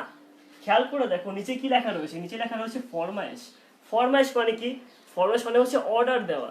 আমি এই আসবাবপত্রটি ক্রয় করব, যার জন্য আমি অর্ডার দিয়েছি। আমি আসবাবপত্র ক্রয় করিনি বা আমি হচ্ছে এখনো পর্যন্ত কোনো নগদ অর্থ প্রদান করিনি। এর দ্বারা কিন্তু আমাদের ব্যবসার কোনো আর্থিক অবস্থার পরিবর্তন ঘটেনি। তাহলে কি লিখবা? এখানে লিখবা 4 নাম্বার। 4 নাম্বার লিখে লিখবা যে লেনদেন নয়। তারপর এই সেকেন্ড লাইন আর লেখা লাগবে না। কি লিখবা? জাস্ট এক লাইন লিখে দিবা যে এই ঘটনাটি দ্বারা ব্যবসায়ের আর্থিক অবস্থার পরিবর্তন হয়নি। শেষ। যেহেতু আর্থিক অবস্থার পরিবর্তন হয়নি, এটা দ্বারাই তো বোঝানো হচ্ছে লেনদেন না, তাই আলাদা করে সেকেন্ড আর কোনো কারণ দেওয়া লাগবে না। ঠিক আছে? তাহলে এটাই ছিল তোমাদের বইয়ের যে প্রথম ম্যাথটা ছিল, ওই ম্যাথটা। তো যদি কোনো কনফিউশন থাকে তোমাদের, তোমরা অবশ্যই আস্ক করতে পারো। আমি ট্রাই করব এখনই এটার অ্যান্সার দিয়ে দেওয়ার। এবং তারপরেই আমাদের হিসাব বিজ্ঞানের মোস্ট ইম্পর্টেন্ট যে টপিকটা রয়েছে, হিসাব সমীকরণ, সেটা নিয়ে আমরা কথা বলবো। ঠিক আছে? তাহলে যদি তোমাদের কোনো কোয়েশ্চেন থাকে তাহলে তোমরা অবশ্যই আমাকে বলতে পারো। আচ্ছা, এখানে অনু বলছে যে ভাইয়া ঢাকা থেকে এসে পড়েছি। আচ্ছা, এখানের মধ্যে আমাকে ইসে জিজ্ঞেস করছে ভাইয়া বেতন এবং মানে ব্যয় এবং খরচের মধ্যে পার্থক্য কি? হ্যাঁ, ব্যয় এবং খরচের মধ্যে অবশ্যই একটা ম্যাসিভ পার্থক্য রয়েছে। দেখতে পাচ্ছি অলরেডি হচ্ছে নীরব ভাইয়া হচ্ছে এখানে অ্যান্সারটা দিয়ে দিয়েছেন। আচ্ছা, তাও আমি আরেকবার বলে দিই তোমাদের সবার জন্য যে ব্যয় এবং খরচ দুইটাকে আমরা অনেক সময় সেম কনসেপ্টে ইউজ করলেও দুইটার মধ্যে একটা পার্থক্য রয়েছে। ব্যয় এবং খরচ, যখন তুমি কোনো সম্পদ অথবা কোনো সেবা অর্জনের জন্য তুমি যে পরিমাণে অর্থ ত্যাগ করবে তাকেই বলা হয়ে থাকে ব্যয়। এবং এই ব্যয়ের মধ্যে যে নির্দিষ্ট অংশটুকু আমরা সুবিধা হিসেবে গ্রহণ করতে পারি তাকে বলা হয়ে থাকে খরচ। অর্থাৎ খরচ হচ্ছে ব্যয়ের একটি অংশ। ব্যয়ের এমন একটি অংশ, কি বললাম? খরচ হচ্ছে ব্যয়ের এমন একটি অংশ যা আমরা অলরেডি বা যেখান থেকে আমরা অলরেডি কি পেয়ে গিয়েছি? সুবিধা পেয়ে গিয়েছি। ব্যয়ের যে অংশ থেকে সুবিধা পাওয়া যায় সেই অংশটাকে বলা হয়ে থাকে খরচ। যেমন আমি হচ্ছে ধরো এই যে আমি যে বাসার মধ্যে রয়েছি, এই বাসার মধ্যে অবশ্যই ভাড়া দেওয়া লাগছে। ধরে নাও, আপাতত ধরে নিচ্ছি এই বাসার ভাড়া হচ্ছে 1,000 টাকা। তাহলে এক বছরে কত টাকা ভাড়া হওয়ার কথা? এক বছরে 12,000 টাকা ভাড়া হওয়ার কথা। আমি কি করেছি, আমি 14,000 টাকার হচ্ছে অলরেডি ভাড়া প্রদান করে দিয়েছি। আমি 14,000 টাকার ভাড়া প্রদান করে দিলাম, অর্থাৎ আমি 14 মাসের টাকা অলরেডি প্রদান করে দিয়েছি। এই 14,000 টাকাকে বলা হয় ব্যয়। কিন্তু আমি যখন কিনা এই বছর শেষে গিয়ে আমি যখন কিনা আমার আর্থিক লেনদেনগুলোকে আমি লিপিবদ্ধ করব, তখন গিয়ে কিন্তু শুধুমাত্র 12 মাসের জন্য সাধারণত লেনদেনকে লিপিবদ্ধ করা হয়। সেই ক্ষেত্রে আমি ব্যবহার করেছি কত, শুধুমাত্র 12,000 টাকা আমি ব্যবহার করেছি। ওই 12,000 টাকাকে বলা হয়ে থাকে খরচ। পার্থক্যটা বুঝতে পারলে? অর্থাৎ টোটাল যে পরিমাণে আমি অর্থ ত্যাগ করছি সেটা হচ্ছে ব্যয়, এবং ব্যয়ের যে অংশটুকু আমি এবছর ব্যবহার করতে পারছি সেই অংশটাকে আমরা খরচ হিসেবে আখ্যায়িত করছি।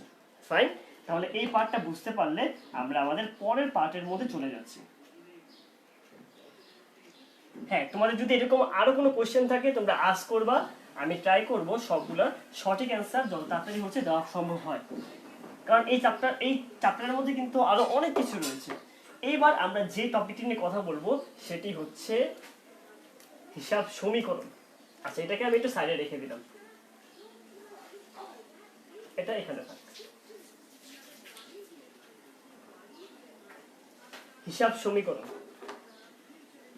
দুই তরফা দাখিলা পদ্ধতি অনুযায়ী হিসাবের যে সমীকরণটি তৈরি হয় সেই সমীকরণটি হচ্ছে a সমান সমান l প্লাস ই।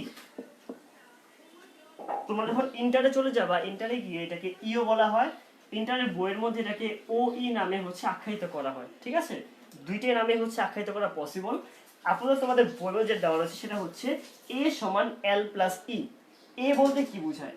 এ মানে হচ্ছে অ্যাসেট অথবা সম্পদ। এ বলতে বোঝায় অ্যাসেট অথবা সম্পদ।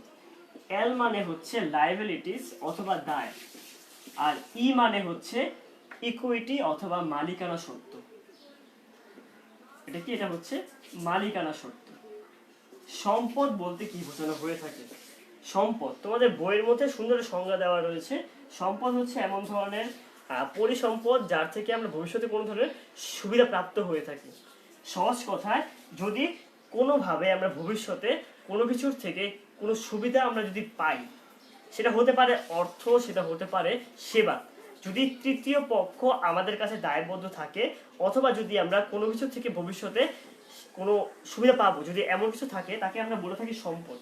যেমন তুমি যদি এখন একটা আসবাবপত্র তুমি যদি কিনো, তুমি আসবাবপত্র ক্রয় করলে, এটা কিন্তু তুমি অনেক বছর ধরে ব্যবহার করতে পারবে। তার থেকে তুমি ভবিষ্যতে কি হবে, তুমি একটা সুবিধা পাবে। এই সুবিধা পাওয়ার জন্য এই আসবাবপত্রকে বলা হয়ে থাকে এক ধরনের সম্পদ। ঠিক আছে। দায়, দায় মানে হচ্ছে ব্যবসায়ের মোট সম্পদের মধ্যে তৃতীয় পক্ষের যে দাবি রয়েছে, ব্যবসায়ের সম্পদের মধ্যে তৃতীয় পক্ষের যে দাবি, তাকে বলা হয়ে থাকে দায়। মালিকানা সত্ত্ব হচ্ছে মোট সম্পদের মধ্যে মালিকের যে দাবি, তাকে বলা হয়ে থাকে মালিকানা সত্ত্ব। এবং হিসাব বিজ্ঞান আমাদের এটাই বলে যে ব্যবসার যে কোনো নির্দিষ্ট একটি সময় বিন্দুতে ব্যবসায় মোট সম্পদ, মোট দায় এবং মোট মালিকানা সত্ত্বের সমষ্টির সমান হবে। অর্থাৎ এ সমান এল প্লাস ই। ব্যবসার যে কোনো সময় বিন্দুতে বা যে কোনো সময় তুমি যদি খেয়াল করে দেখো, ব্যবসার যে মোট সম্পদ রয়েছে তা মোট দায় এবং মোট মালিকানা সত্ত্বের যোগফলের সমান হবে। এখন এই যে মালিকানা সত্ত্ব রয়েছে, এই মালিকানা সত্ত্বের আবার 4টা উপাদান রয়েছে। এই 4টা উপাদান নিয়ে আমরা একটু কথা বলে নিই। এই ই সমান হচ্ছে, আরেকটা আমি সাইড দিয়ে লিখে দিচ্ছি, এখানে ই মানে হচ্ছে সি প্লাস আর minus E x minus D. C বলতে কি বোঝায়? সি বলতে বোঝায় ক্যাপিটাল অথবা মূলধন। আর মানে হচ্ছে রেভিনিউ অথবা আয়। ইএক্স মানে হচ্ছে এক্সপেন্স অথবা ব্যয়।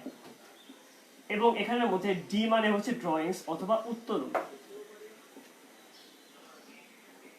মালিকানা সত্ত্বের মধ্যে এই 4টি হচ্ছে উপাদান রয়েছে, এবং এই 4টি যদি আমরা এভাবে এই সমীকরণে যদি আমরা ফালাই যে মূলধন যোগ আয় মাইনাস ব্যয় মাইনাস উত্তোলন, তাহলে আমরা আমাদের ব্যবসার মালিকানা সত্ত্বের পরিমাণ অথবা আমাদের টোটাল সম্পদের উপর মালিকের কি পরিমাণে দাবি রয়েছে সেটি কিন্তু আমরা বের করে ফেলতে পারি। তোমরা প্রায় সময় পরীক্ষার মধ্যে ক নাম্বার বা অন্য কোনোতে সমস্যা দেখা সাধারণত ক নাম্বার কোশ্চেনে আসে, তোমাদের বলে দেয় যে ব্যবসার মধ্যে মালিকানা সত্ত্বের পরিমাণ কত।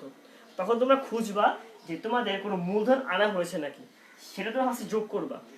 এর সাথে যোগ করবা ব্যবসার মধ্যে যে সকল আয় হয়েছে, যেমন বিক্রয় করে একটা আয় হতে পারে, কমিশন প্রাপ্তি হলে সেটা একটা আয়, অথবা যত ধরনের আয় রয়েছে সব ধরনের আয় তোমরা মূলধনের সাথে যোগ করে দিবা। এরপর দেখবা ব্যবসায় কি কি ব্যয় রয়েছে, যেমন বেতন প্রদান, ভাড়া প্রদান, সেটা হতে পারে অবচয় অথবা বিজ্ঞাপন, যত ব্যয় রয়েছে সব ব্যয়গুলোকে তোমরা এখানের মধ্যে অন্তর্ভুক্ত করবা। এবং যদি কোনো উত্তোলন থাকে তা বাদ দিয়ে নিবা।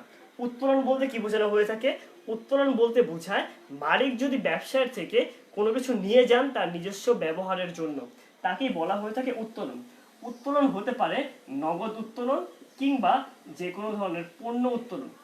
অর্থাৎ মালিক যদি তার নিজের প্রয়োজনে বা ব্যক্তিগত ব্যবহারে ব্যবসার থেকে নগদ টাকা নিয়ে চলে যান তাকে বলা হয় নগদ উত্তোলন। এবং যদি তার ব্যবসা মানে যার প্রয়োজনে যদি সে পণ্য নিয়ে চলে যান তাকে বলা হয়ে থাকে পণ্য উত্তোলন। এই জিনিসগুলোই হচ্ছে তোমাদের হিসাব সমীকরণ। তোমাদেরকে চেনা দরকার কোনগুলোকে সম্পদ বলা হয়ে থাকে, কোনগুলোকে দায় বলা হয়ে থাকে, এবং কোনগুলো হচ্ছে মালিকানা সত্ত্বজনিত উপাদান।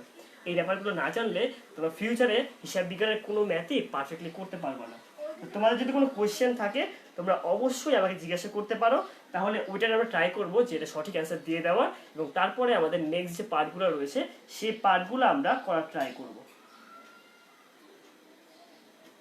আচ্ছা ফাইন, দেখে নিই তাহলে আমরা। আমি আপাতত দেখতে পাচ্ছি যে তোমাদের কারো কোনো তেমন কোয়েশ্চেন নেই। কোয়েশ্চেন থাকলে অবশ্যই জিজ্ঞাসা করতে পারো, আমরা তারপরে হচ্ছে এই পার্টটা শেষ করে সামনের পার্টে চলে যাব। এখন এই যে পার্টগুলো রয়েছে হিসাব বিজ্ঞানের মধ্যে যেটা হয়, হিসাব বিজ্ঞানের মধ্যে এক চ্যাপ্টার নিয়ে কথা বলতে গেলে কখনো এক চ্যাপ্টার থাকা হয় না। হিসাব বিজ্ঞানের প্রত্যেকটা ব্যাপার হচ্ছে প্রত্যেকটার সাথে ইন্টারকানেক্টেড। অর্থাৎ আমি যখন কিনা এই চ্যাপ্টার নিয়ে কথা বলছি, জাবেদার কিছু প্রসঙ্গ আসছে, দুই তরফে দাখিলা পদ্ধতির কিছু প্রসঙ্গ আসছে, ব্যয় কিংবা খরচ যেটা হচ্ছে চতুর্থ অধ্যায়, কিংবা দশম অধ্যায়ের কিন্তু কিছু টপিক এখানে এসে পড়ে। অর্থাৎ তুমি যখন হিসাব বিজ্ঞান নিয়ে কথা বলবা তখন একটা টপিক নিয়ে কখনো কথা বলা যায় না, সবগুলো টপিক নিয়ে আলটিমেটলি কিছু না কিছু তোমাদের বলার প্রয়োজন হয়। এবং এই যে এই হিসাব যে সমীকরণটা রয়েছে এটা হচ্ছে হিসাব বিজ্ঞানের একদম মেন বেসিস বলতে পারো। আমরা যে বছরের শেষে গিয়ে তোমাদের একটু আগে বললাম না যে আর্থিক অবস্থার বিবরণী প্রস্তুতের মাধ্যমে আমরা ব্যবসায়ের আর্থিক ফলাফল নির্ণয়, আর্থিক অবস্থা নির্ণয় করে থাকি। সেই আর্থিক অবস্থা বের করার টাইমে গিয়েও আমাদের প্রমাণ করতে হয় আমাদের মোট সম্পদ, মোট দায় এবং মালিকানা সত্ত্বের যোগফলের সমান। যদি এই পার্টটা সমান প্রমাণিত হয় তখন ধরে নেওয়া হয় আমাদের ব্যবসায়ের মধ্যে সকল হিসাব সঠিকভাবে লিপিবদ্ধ করা হয়েছে। ঠিক আছে, তাহলে এই পার্টটাই ছিল তোমাদের হিসাব সমীকরণের পার্টটা। তারপর তোমাদের বইয়ের মধ্যে আর যে একটা ম্যাথ রয়েছে সেটা হচ্ছে হিসাব বিজ্ঞানের হিসাব সমীকরণের উপর প্রভাব। এই হিসাব সমীকরণ পড়লে না, এই হিসাব সমীকরণের উপর প্রভাবটা হচ্ছে তোমাদের নেক্সট যে ম্যাথ রয়েছে ওই ম্যাথটা। তো তোমার যদি কোনো কোশ্চেন থাকে অবশ্যই তোমরা জিজ্ঞাসা করতে পারো। এখানের মধ্যে দেখি আর কোনো কোশ্চেন আছে নাকি। সাইফুল বলছে যে ভাইয়া সম্পদ সাধারণত কত প্রকার হিসাব বিজ্ঞানে? এখন এটাকে না বিভিন্ন কনসেপ্টে বিভিন্নভাবে হচ্ছে দেখানো পসিবল। সাধারণত তোমাদের বইয়ের মধ্যে 4 ধরনের সম্পদ নিয়ে কথা বলা হয়েছে। প্রথমটি হচ্ছে স্থায়ী সম্পদ, তারপরটি হচ্ছে বিনিয়োগ, তারপরটি হচ্ছে চলতি সম্পদ, এবং সবার শেষেরটি হচ্ছে অলিক সম্পদ অথবা অসমন্বিত ব্যয়। আবার আরেকটা দৃষ্টিকোণ থেকে বলা সম্ভব, তোমাদের এই যে সম্পদগুলো রয়েছে এটা হতে পারে দৃশ্যমান সম্পদ অথবা এটা হতে পারে অদৃশ্যমান সম্পদ। এখন ডিপেন্ড করছে কোন ক্লাসিফিকেশন নিয়ে কথা বলা হচ্ছে। বিভিন্ন ক্রাইটেরিয়ায় ক্লাসিফিকেশনগুলি বিভিন্ন রকম হয়ে থাকে। আচ্ছা, তাহলে দেখতে পাচ্ছি যে আর কোনো ধরনের হচ্ছে তেমন কোয়েশ্চেন নেই। ফাইন, ক্লিয়ার ভাইয়া। তো তোমরা যেহেতু ক্লিয়ার রয়েছো, তোমাদের নেক্সট যে ম্যাথটা রয়েছে সেই ম্যাথটা নিয়ে কথা বলছি। এবং এই পরের ম্যাথটা আমি পরীক্ষায় খেয়াল করেছি অনেকেই না অ্যান্সার করতে চায় না, আর অনেকের কাছে মনে হয় ছকটা অনেক বেশি হচ্ছে বড়, একটু হার্ড হয়ে যায় ছকটা করা। এখন এই ম্যাথটা করার জন্য তোমরা কীভাবে করবা তোমাদের পারফেক্ট ওয়েটা আমি দেখিয়ে দিচ্ছি। আশা করছি অন্তত তোমাদের কিছু না কিছু হলে সুবিধা হবে। একবার এই ম্যাথটা পরের ম্যাথটা কি, পরের ম্যাথটা হচ্ছে হিসাব সমীকরণের উপর প্রভাব।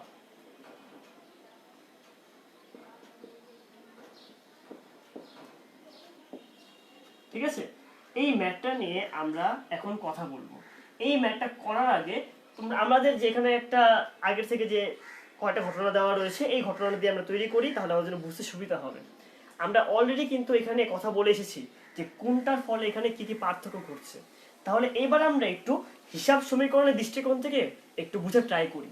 প্রথম দিকে আমাদের যে 50,000 টাকা ব্যবসায় বিনিয়োগ করেছিলাম, এই ক্ষেত্রে দুইটা জিনিস ঘটেছিল। আমাদের নগদ অর্থ বৃদ্ধি পেয়েছে এবং আমাদের মূলধন বৃদ্ধি পেয়েছে। নগদ অর্থ কি? নগদ অর্থটা আমাদের জন্য হচ্ছে এক ধরনের সম্পদ, অথবা এ মানে হচ্ছে অ্যাসেট অথবা সম্পদ। নগদটা হচ্ছে আমাদের সম্পদ বৃদ্ধি করছে। মূলধন, মূলধনটা কিসের মধ্যে গিয়ে পড়ে? মূলধনটা মালিকানা সত্ত্বের মধ্যে গিয়ে পড়ে। মালিকানা সত্ত্বের 4টে উপাদান ছিল। প্রথমটি হচ্ছে মূলধন, তারপরটি হচ্ছে আয়, এর পরেরটি কি? এর পরেরটি হচ্ছে ব্যয়, এবং সবার শেষে গিয়ে হচ্ছে উত্তোলন। এই 4 প্রকারের যদি একটিও থাকে তাহলে এটি মূলধনের আন্ডারে গিয়ে হচ্ছে পড়বে। ঠিক আছে, তাহলে মূলধন বৃদ্ধির ফলে এখানে কি হয়েছে? আমাদের মালিকানা সত্ত্বের পরিবর্তন ঘটেছে অথবা বৃদ্ধি পেয়েছে। তারপর সেকেন্ড যে ঘটনা ঘটেছিল, বেতন প্রদান 80,000 টাকা। আমি বেতন প্রদান করেছি এবং আমার নগদ টাকা চলে গিয়েছে। আবার এই যে নগদ টাকা আবার আসলো, নগদ টাকা হচ্ছে একটা সম্পদ। আবার বেতন হচ্ছে একটি ব্যয়। ব্যয় কোথায় গিয়ে পড়ে? ব্যয় হচ্ছে মালিকানা সত্ত্বের মধ্যে গিয়ে পড়ছে। আবার ধারে বিক্রয় 20,000 টাকা। ধারে বিক্রয় 20,000 টাকা ফলে কি হয়? ধারে বিক্রয়ের ফলে বিক্রয় নামক একটি আয় বৃদ্ধি পাচ্ছে। আমরা কি জানি? যে কোনো ধরনের আয় বৃদ্ধির ফলে মালিকানা সত্ত্ব প্রভাবিত হয়। এবং আমাদের যে ধারে বিক্রয় করেছি, ধারে বিক্রয়ের ফলে কি উৎপন্ন হয়েছিল? দেনাদার উৎপন্ন হয়েছিল। দেনাদার হচ্ছে আমাদের জন্য এক ধরনের সম্পদ। দেনাদার হচ্ছে সম্পদ অথবা এবং সবার শেষে গিয়ে যেহেতু এটি কোনো লেনদেন না, অর্থাৎ এইটি এখানের মধ্যে কোথাও আসবে না। আমি তোমাদের জন্য আরেকটা লেনদেন দিয়ে দিই, তাহলে তোমাদের জন্য পুরোপুরি ক্লিয়ার হয়ে যাবে। ধরো 5 নম্বর লেনদেনটা হচ্ছে ব্যাংক থেকে ঋণ গ্রহণ। ব্যাংক থেকে ঋণ গ্রহণ, যার পরিমাণ হচ্ছে 30,000 টাকা। এর ফলে কি হচ্ছে? ব্যাংক থেকে ঋণ গ্রহণের ফলে আমাদের নগদ অর্থ বৃদ্ধি পাচ্ছে এবং আমাদের ব্যাংক ঋণ নামক একটা দায় বৃদ্ধি পাচ্ছে। তাহলে কি আমাদের নগদ অর্থ বৃদ্ধি পাচ্ছে এবং ব্যাংক ঋণ নামক আমাদের একটা দায় বৃদ্ধি পাচ্ছে। এইবার খেয়াল করে দেখো, আমাদের প্রথম কাজটি হচ্ছে আমাদের এরকম আগে বের করে নেওয়া লাগবে যে কয়টা হচ্ছে হিসাব এখানে প্রভাবিত হচ্ছে। প্রথমটি হচ্ছে নগদের এখানে পরিবর্তন ঘটছে, সেকেন্ডে গিয়ে দেনাদারের পরিবর্তন ঘটছে, তৃতীয়ত মালিকানা সত্ত্বের পরিবর্তন ঘটছে, এবং 4 নম্বরে গিয়ে হচ্ছে ব্যাংক ঋণ নামক একটি দায়ের পরিবর্তন ঘটছে। অর্থাৎ এখানে 4টি উপাদান রয়েছে। 2টি উপাদান সম্পদ, একটি উপাদান হচ্ছে দায়, এবং আরেকটি উপাদান হচ্ছে মালিকানা সত্ত্ব। যদি এটা বের করে ফেলতে পারি, তারপরে গিয়ে আমাদের জন্য ম্যাথের যে ছকটা আছে সেই ছকটা করাটা অনেক বেশি পরিমাণে ইজি হয়ে যায়। দেখো, তাহলে ছকটা কিভাবে করবা? প্রথম দিকে ছকটা হচ্ছে এরকম, আমি একটু ছোট করে করি, ঠিক আছে? একদম সর্বপ্রথমে গিয়ে আসে তারিখের একটা ঘর থাকবে। তারিখ, আপাতত আমি যেহেতু ক্রমিক টং দিয়েছি, আমি ক্রমিক টং লিখবো। তোমরা পরীক্ষায় দেখবা ক্রমিক টং দেওয়া রয়েছে নাকি তারিখ দেওয়া রয়েছে। এরপরে সেকেন্ডে গিয়ে হচ্ছে উদ্বৃত্ত। উদ্বৃত্ত মানে কি? উদ্বৃত্ত মানে হচ্ছে ব্যালেন্স। তারপর সবার শেষের ঘরে লেখা হয় একটা মন্তব্যের ঘর। এই পার্টটা নিয়ে আমি একটু পরে কথা বলছি। তারপর যেটা করবা, তোমাদের কি রয়েছিল? 4টে উপাদান রয়েছিল। এই 4টে উপাদানের জন্য এখানের মধ্যে 4টা ঘর হবে। সবার প্রথমে মাঝখানের দিকে একটা এরকম 2টা দাগ দিয়ে নিবা, যেখানে ইকুয়ালের ঘর হবে। এটা হবে ইকুয়ালের ঘর। সো স্কেল দিয়ে না করায় আমার সমান হচ্ছে না। তোমরা পরীক্ষার মধ্যে অবশ্যই স্কেল দিয়ে ম্যাথগুলা করবা এবং পেন্সিল ইউজ করবা ছকগুলা করার টাইমে গিয়ে। এই ব্যাপারটা মনে রাখা খুবই গুরুত্বপূর্ণ। এখানের মধ্যে হবে সম্পদ, অথবা পাশে লিখতে পারো এখানের মধ্যে 2টা ভাগ হয়ে যাবে। আচ্ছা, এখানে লিখে দিই, এটা হচ্ছে এল অথবা দায়, প্লাস এটা হচ্ছে মালিকানা সত্ত্ব অথবা এখানের মধ্যে হচ্ছে মন্তব্য। এখানের মধ্যে আমরা লিখবো ক্রমিক নং, যেহেতু আমাদের কোশ্চেনে ক্রমিক নং দেওয়া রয়েছে। তারপরে গিয়ে আমরা লিখবো এখানের মধ্যে উদ্বৃত্ত। এরপর সম্পদ রয়েছিল 2টা, একটা হচ্ছে নগদ এবং আরেকটা হচ্ছে দেনাদার। এই কারণে এই সম্পদের ঘরের মধ্যে আমরা 2টা ঘর টানবো। এবং দায়ের ঘরের মধ্যে আমাদের দায় ছিল একটা। দায়ের নাম কি ছিল? দায়ের নাম ছিল ব্যাংক ঋণ। এবং মালিকানা সত্ত্বের মধ্যে গিয়ে আমরা এখানে মালিকানা সত্ত্ব লিখে দিব। তারপর সম্পদ ছিল দুইটা, একটা ছিল নগদ এবং আরেকটা ছিল দেনাদার। প্রথমে ঘরগুলি টেনে নিলে খুব সুবিধা হয়, এরপর আমরা ম্যাথটা করা শুরু করি। আচ্ছা, ম্যাথটা হচ্ছে এখানের মধ্যে 50,000 টাকা ব্যবসায়ী বিনিয়োগ, আমাদের মূলধন বৃদ্ধি পেয়েছিল এবং আমাদের নগদ অর্থ বৃদ্ধি পেয়েছিল। তাই তোমরা যেটা করবা, তোমরা নগদের ঘরে গিয়ে প্রথমে লিখবা, এখানের মধ্যে আগে লিখবা ক্রমিক নং 1, নগদের ঘরে গিয়ে লিখবা 50,000 এবং মালিকানা সত্ত্বের ঘরে গিয়ে লিখবা তোমরা 50,000 টাকা। এরপর যেটা করবা, এরপর তোমরা একটা দাগ দিয়ে দিবা, দাগ দিয়ে তোমরা উদ্বৃত্ত কত রয়েছে সেটা তোমরা বের করে ফেলবা। এখানে একটা দাগ দিলাম, দাগ দিয়ে যেহেতু যোগ বিয়োগ করার মতো কিছু নেই, এটা হবে 50,000 টাকা এবং এটার পরিমাণ হবে 50,000 টাকা। এরপর একদম প্রথম ঘর থেকে শেষ ঘর পর্যন্ত একটা দাগ দিয়ে দিবা। এখানে দেখো এই দাগ কিন্তু দিয়েছি আমি জাস্ট এতটুকু, মন্তব্যের মধ্যে দাগ নেই কিংবা এখানে কোনো দাগ নেই। এখানের মধ্যে নিচে গিয়ে আমরা লিখবো উদ্বৃত্ত 50,000 টাকা এবং 50,000 টাকা। তারপরে সেকেন্ড যেটা রয়েছিল বেতন, বেতনের ফলে কি হয়েছে, বেতনের ফলে আমাদের নগদ অর্থ কমে গিয়েছে। এই কারণে নগদের ঘরে গিয়ে আমরা এখানে লিখবো -8,000 টাকা। এবং যেহেতু বেতনের ফলে আরেকটি ব্যয় আসবে, এটি ব্যয় বৃদ্ধি পেয়েছে, ব্যয় হলে কি হয়, আমরা লিখেছিলাম সূত্র C+R-EX-D। এই যে বেতন, এটি খরচ অথবা এক্সপেন্স, এটা কি হয়, এটা আমরা যখন ইকুইটি বা মালিকানা সত্ত্ব বের করি তখন বিয়োগ করে দিই। এই কারণে আমরা এখানে 8,000 টাকাটা বিয়োগ করে দিব। বিয়োগ করলে কত পড়ে থাকবে, এখানে একটা দাগ দিব, তারপর এই 50,000 থেকে আমরা 8,000 টাকা বিয়োগ করে দিব, ফলে কত হয়, এখানে হবে 42,000 টাকা এবং এখানের মধ্যে হবে 42,000 টাকা। এর বরাবর আমরা এখানে ফুল একদম ছক ধরে দাগ দিয়ে দিব এবং ঠিক 42,000 টাকার বরাবর লিখে দিব উদ্বৃত্ত। তারপর আমরা এখানে লিখবো 3 নাম্বার লিখে আমরা কি লিখবো, ধারে বিক্রয় 20,000 টাকা। এর ফলে একটা আয় বৃদ্ধি পেয়েছে এবং আরেকটি দেনাদার নামক সম্পদ বৃদ্ধি পেয়েছে এবং দেনাদার বরাবর আমরা এখানে লিখে দিব 20,000 টাকা এবং আমরা যেহেতু বিক্রয় একটি আয়, আমরা আয়ের বরাবর লিখে দিব কি, আমরা আয়ের বরাবর লিখে দেবো এক্ষেত্রে 20,000 টাকা। তাহলে এতটুকু একটা দাগ, এরপরে গিয়ে আমরা এই 42,000 টাকা এখানে লিখে ফেলবো। উদ্বৃত্ত বলতে বোঝায় যে এই নির্দিষ্ট লেনদেন হওয়ার পর আমাদের ব্যবসার মধ্যে কি পরিমাণে সবকিছু হচ্ছে বেঁচে রয়েছে। এখানে 42,000 টাকা হবে, এক্ষেত্রে হবে 20,000 টাকা এবং এই ক্ষেত্রে গিয়ে হবে 42 যোগ 20 কত হয়, 62,000 টাকা, 62,000। তারপর আমরা একটা দাগ দিয়ে দিব। খেয়াল করে দেখো এখানের মধ্যে কিন্তু 42,000 টাকার কিছু যোগ হয়নি, তার মানে ধরতে পারি এখানে জিরো রয়েছে একটা। 42,000 জিরোর কত হয়, 42,000। তার মানে প্রত্যেক লাইনের মধ্যে গিয়ে আমাদের উদ্বৃত্তের পরিমাণটা হচ্ছে উল্লেখ করে দেখিয়ে দেওয়া লাগবে। এবং সবার শেষে গিয়েছিল ব্যাংক ঋণ 30,000 টাকা। তাহলে 5 নাম্বার লিখে ব্যাংক ঋণ, এখানে আমরা উদ্বৃত্ত লিখবো। ব্যাংক ঋণ যেহেতু 30,000 টাকা আমরা এনেছি, তার মানে নগদ টাকা বৃদ্ধি পেয়েছে এবং ব্যাংক ঋণ নামক একটা দায় বৃদ্ধি পেয়েছে। এই ব্যাংক ঋণে বরাবর লিখবো আমরা 30,000 টাকা এবং নগদ টাকার বরাবর আমরা লিখবো 30,000 টাকা। তাহলে যোগ করলে কত হয়, এই ক্ষেত্রে হয়ে যাবে 62,000, এখানে হয়ে যাবে 30,000, এদিকে আমরা লিখবো 20,000 টাকা এবং 42 যোগ 30 কত হয়, 72,000। আমাদের কিন্তু অলরেডি ম্যাথটা করা শেষ। সবার শেষে গিয়ে আমরা যেটা করব, সবার শেষে গিয়ে আমরা এখানে পুরোপুরি দাগ দিব না, আমরা আমাদের যে ব্যালেন্সগুলো রয়েছে সবগুলো ব্যালেন্স আমরা যোগ করে দিব। এই ক্ষেত্রে যে ব্যালেন্স রয়েছে এই ব্যালেন্স আমরা যোগ করব। এখানে দেখতে পাচ্ছি যে 72 আর 20,000 টাকা যোগ করলে কত বের হয়, 92,000 টাকা বা 92,000। আর এই ক্ষেত্রে 30,000 আর 60,000 যোগ করলে কিন্তু আমাদের বের হচ্ছে 92,000। খেয়াল করে দেখো, যখন আমাদের বছর শেষ হয়ে গিয়েছে, আমাদের ম্যাথটা শেষ, আমাদের কিন্তু দুই পক্ষ সমান বের হয়ে গিয়েছে, এ সমান এল প্লাস ই। এটা কিন্তু আমাদের পারফেক্টলি বের হয়ে গেল। অর্থাৎ আমরা যে লেনদেনগুলো করলাম, লেনদেনগুলো করার ফলে আমাদের হিসাব যে সমীকরণ ছিল তা মিলে গিয়েছে এবং এই প্রভাবটা দেখানোই হচ্ছে এই ম্যাথের প্রধান উদ্দেশ্য।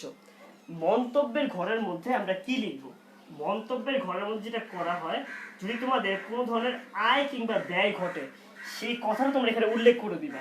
যেমন 2 নম্বরের এখানের মধ্যে এর ফলে একটা ব্যয় হয়েছে এবং এর ফলে একটা আয় হয়েছে, এই কারণে উদ্বৃত্তের মধ্যে এই বরাবর লিখে দিবা এটা হচ্ছে একটা ব্যয় এবং এখানে লিখে দেবে এটা হচ্ছে একটা আয়। এই ঘরটা নিয়ে তেমন মাথা ব্যথা করার কিছু নেই, আমাদের এই ম্যাথটা হচ্ছে সব থেকে মেন ব্যাপার।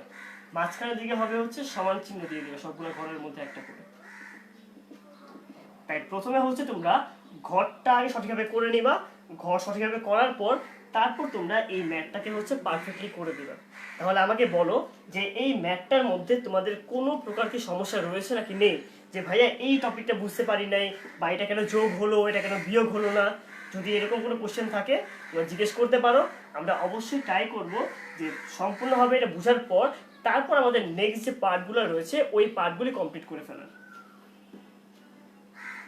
এখানের মধ্যে গোলাপ বলছে যে ভাই লেট হয়ে গেলাম, ভাই সমস্যা নেই, এখন থেকে ক্লাসটা কন্টিনিউ করো, কেউ যদি লেট করে আসো পরবর্তীতে কিন্তু এই লাইভ ক্লাসটা আপলোড করে দেওয়া হবে। সো তোমরা যেটা করতে পারো ওই আপলোড করা ভিডিও দেখে নিয়ে তোমরা কিন্তু পরবর্তীতে তোমাদের এই ব্যাপারগুলো ক্লিয়ার করে নিতে পারবে, ঠিক আছে? এবং যদি পরবর্তীতে কোনো কোয়েশ্চেন তোমরা পেয়ে যাও তোমরা কমেন্টে আস্ক করে রাখবা, আমি অবশ্যই সময় করে তোমাদের কমেন্টগুলি পড়ে তোমাদের সেই কোয়েশ্চেনগুলোর অ্যান্সার দেওয়ার ট্রাই করবো। আচ্ছা ঠিক আছে, তো আর ভাইয়া কি আছে বল দেখে নিই আমি। ফাইন, তো দেখতে আচ্ছা এখানে ইয়া বলছে যে ভাইয়া উদ্বৃত্তটা কি? উদ্বৃত্ত মানে হচ্ছে ব্যালেন্স, যে নির্দিষ্ট সময় পর ব্যবসায়ের মধ্যে প্রত্যেকটা হিসাবের কি পরিমাণে ব্যালেন্স রয়েছে সেটাকে আমরা এখানের মধ্যে উদ্বৃত্ত বলছি। আচ্ছা ফাইন, সো আজকে কিন্তু আমরা এসএসসির ক্লাস নিয়ে কথা বলছি, যদিও এটা আমাদের মেইন আমাদের উদ্দেশ্য, কিন্তু এই যে টপিকগুলো রয়েছে এই সেম টপিকগুলো কিন্তু তোমাদের এইচএসসির মধ্যে রয়েছে। সো যারা এইচএসসির স্টুডেন্ট তোমরা আজকে ক্লাসটা করছো তোমাদের কিন্তু অবশ্যই সুবিধা প্রদান করবে, কারণ এখানের মধ্যে যে প্রথম আর দ্বিতীয় অধ্যায় যেটা রয়েছে সেটা কিন্তু এইচএসসিরও তোমাদের প্রথম অধ্যায়ের মধ্যে গিয়ে রয়েছে। সো এই সেম টপিকগুলো তোমরা যদি এখন পড়ে ফেলো তাহলে তোমাদের কিন্তু তোমাদের এইচএসসি এর যে প্রথম পত্রের প্রথম যে অধ্যায়টি রয়েছে সেটাও কিন্তু তোমাদের কি হয়ে যাবে, এটা রিভাইজ হয়ে যাবে, ঠিক আছে?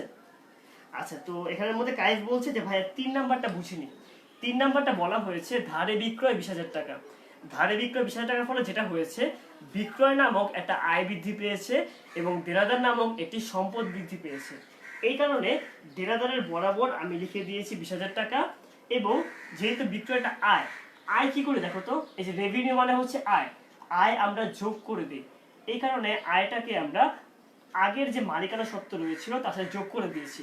এই কারণে 42 আর 20,000 যোগ করে হয়ে গিয়েছে 62,000 টাকা। আর এই ক্ষেত্রে 20,000 20,000 মতো রয়েছে, 42,000 42,000 মতোই রয়েছে, কারণ এর সাথে কিছু যোগ বিয়োগ হয়নি আর এর সাথে আগের মতো যোগ বিয়োগ করার মতো কিছু নেই, ঠিক আছে? তাহলে এই পার্টটাই ছিল আমাদের হিসাব সমীকরণের উপর প্রভাবের যে পার্টটা রয়েছে। তারপর আমরা কি করব, এরপর আমরা আমাদের যে প্রামাণ্য দলিলগুলো রয়েছে সেই প্রামাণ্য দলিলগুলো নিয়ে আমরা কথা বলবো।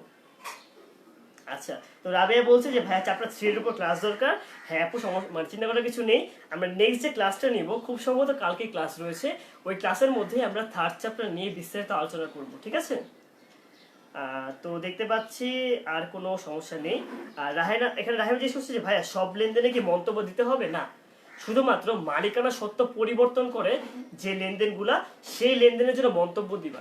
এক্ষেত্রে দেখো প্রথমটা ছিল হচ্ছে মূলধন, মূলধনের জন্য দেওয়া দরকার নাই, কিন্তু এবং আয় বা ব্যয় যদি ঘটে সেই ক্ষেত্রে আয় বা ব্যয়ের জন্য আমরা কি করব, সেই আয় বা ব্যয়ের জন্য আমরা আলাদা করে লিখে দিব যে এক্ষেত্রে আয় ঘটেছে নাকি এক্ষেত্রে ব্যয় ঘটেছে।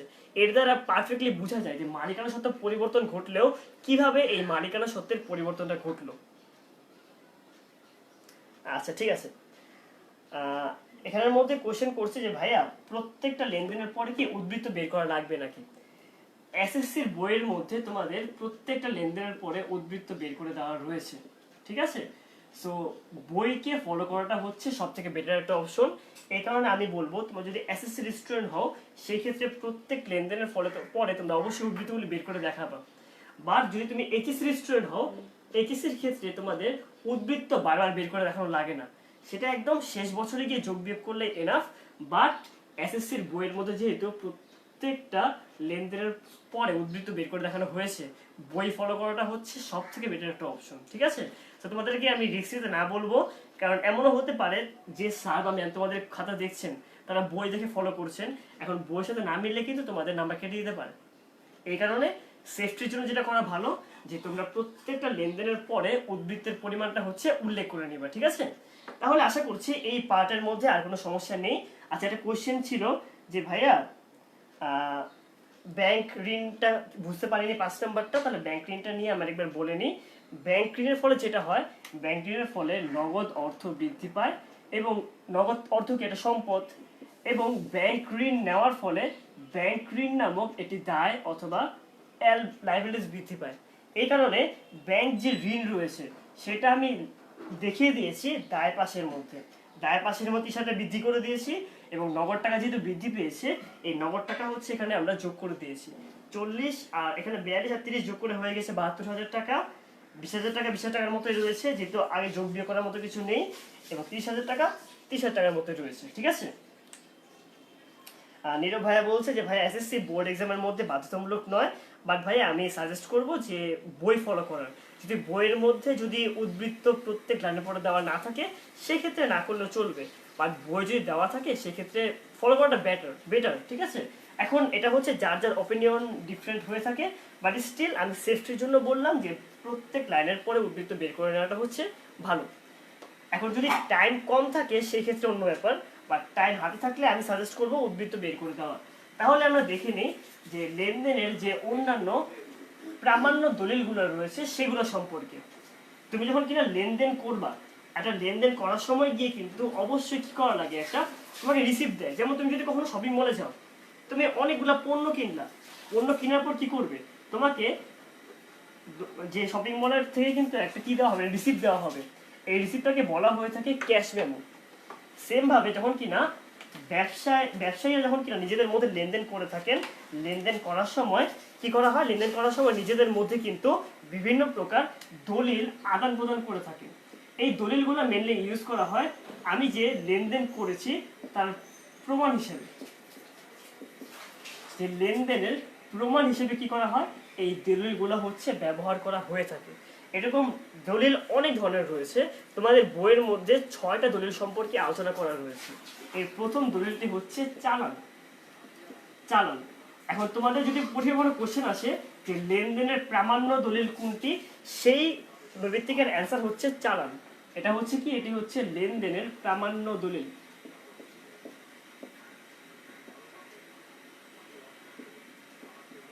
আচ্ছা, আমি কিছু কোশ্চেন দেখতে পাচ্ছি, আমি অ্যান্সার দিয়ে নিই। এখানের মধ্যে হৃদয় কোশ্চেন করছে যে ভাইয়া ব্যাংক উত্তোলন কন্ট্রান্টি বার্তা জাবেদা বুঝিয়ে দিবেন। ভাইয়া আমি তো আজকে লেনদেন নিয়ে কথা বলছি, তো যখন কিনা আমরা জাবেদার চ্যাপ্টারটা করবো, জাবেদার চ্যাপ্টার করার সময় এই ব্যাপারগুলো নিয়ে বিস্তারিত আলোচনা করা হবে, ঠিক আছে? তো সামনে ক্লাসগুলোতে অ্যাটেন্ড করো, ওই ক্লাসগুলোর মধ্যে আমরা অবশ্যই ওই জাবেদাগুলি নিয়ে বিশেষভাবে আলোচনা করবো। কারণ এখানে চালানটা কি, চালানটি হচ্ছে লেনদেনের একটি প্রামাণ্য দলিল। চালান কখন ইউজ করা হয়, যখন ব্যবসায়ীরা ধারে পণ্য ক্রয় বিক্রয় করবে। ধারে পণ্য যখন কিনা ক্রয় বিক্রয় করা হয়, বা ধারে যখন কিনা হচ্ছে লেনদেন করা হয়, এটাই লিখলে বেটার হয়। ধারে লেনদেনের ক্ষেত্রে চালান ব্যবহার করা হয়ে থাকে। ধারে লেনদেনের ক্ষেত্রে আমরা চালান ব্যবহার করে থাকি।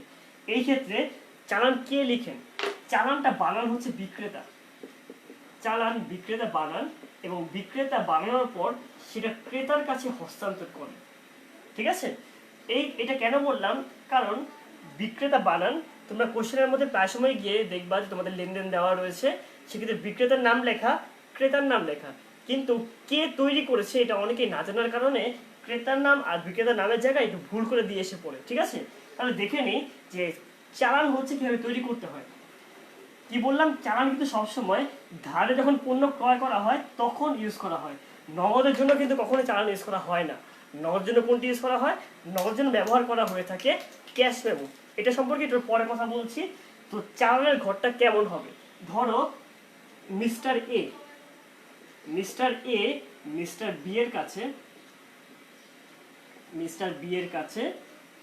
10,000 টাকার পণ্য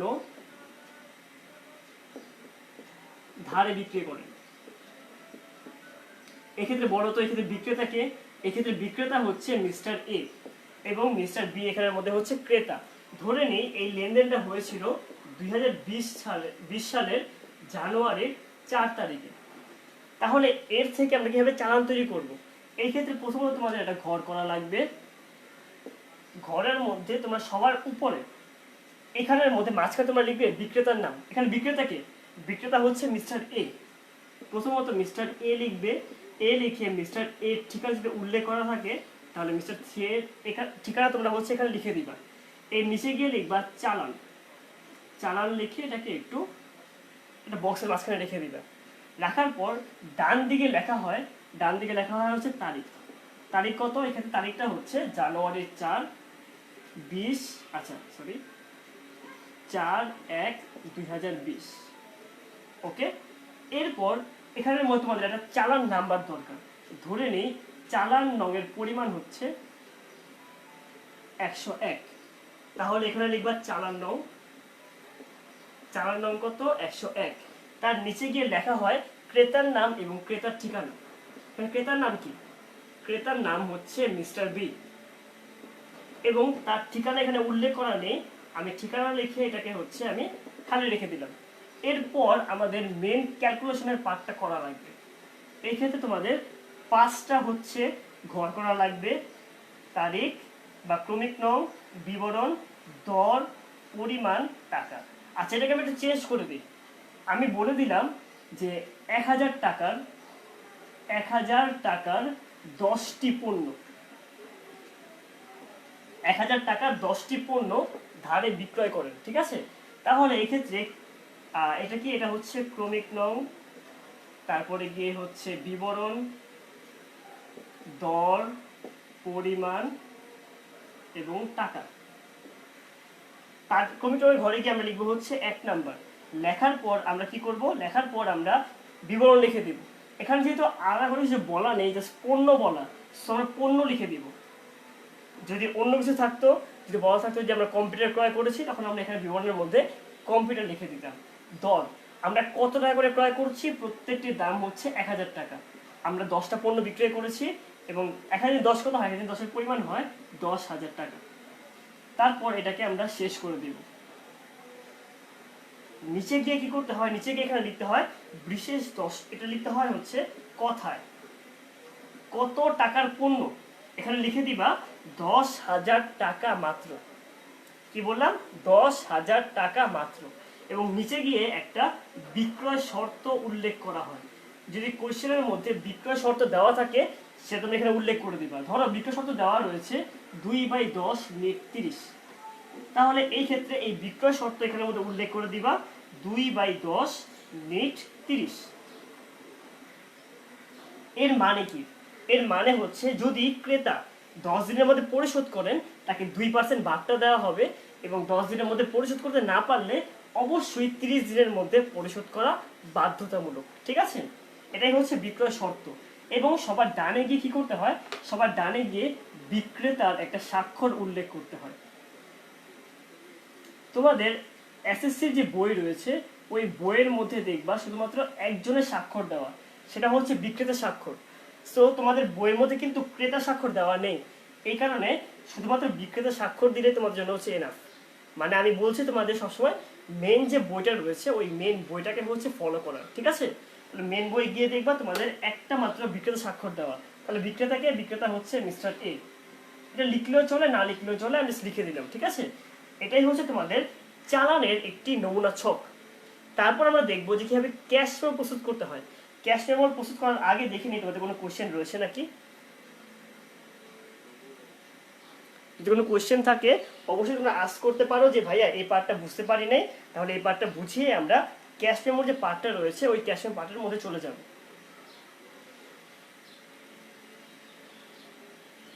আচ্ছা, দেখে নিই। কারবারি বারটা করবো না? জি আপু, যদি কোশ্চেনের মধ্যে কারবারি বারটা উল্লেখ থাকে সেই ক্ষেত্রে আমরা কারবারি বারটা বাদ দিয়ে নেব। আমি কোশ্চেনে দেইনি এই জন্য বাদ দিলাম না। যদি কোশ্চেনে দেওয়া থাকতো যে 5% কারবারি বারটা দেওয়া রয়েছে সেই ক্ষেত্রে আমরা মাইনাস কারবারি বারটা 5% দিয়ে দিতাম। আচ্ছা, আমি দিয়ে দিলাম তোমাদের জন্য কারবারি বারটার পরিমাণ 5%। ঠিক আছে?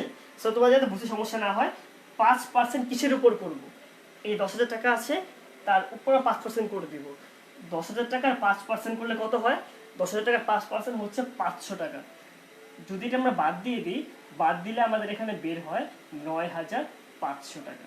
তাহলে এখানে লিখবো কথায় 9,500 টাকা মাত্র। ঠিক আছে, এই মাত্র কথাটা কিন্তু কখনো উল্লেখ করতে ভুলবা না। ফাইন, তাহলে এটাই ছিল তোমাদের চালান নিয়ে যা যা বলার মতো ছিল, তা তা হয়ে গেল। এবার দেখো তোমরা, এবার আমরা কথা বলবো ক্যাশ মেমো নিয়ে। ক্যাশ মেমো কখন ব্যবহার করা হয়? যখন নগদে লেনদেন করা হয় তখন গিয়ে আমরা ক্যাশ মেমো ব্যবহার করে থাকি। ঠিক আছে, আমি ধরো তোমাদের লেনদেন দিয়ে দিই, ধরো সেম লেনদেন, কিন্তু এই লেনদেনের মধ্যে খালি একটা পার্থক্য, পণ্য ধারের জায়গায় নগদে বিক্রয় করা হয়েছে।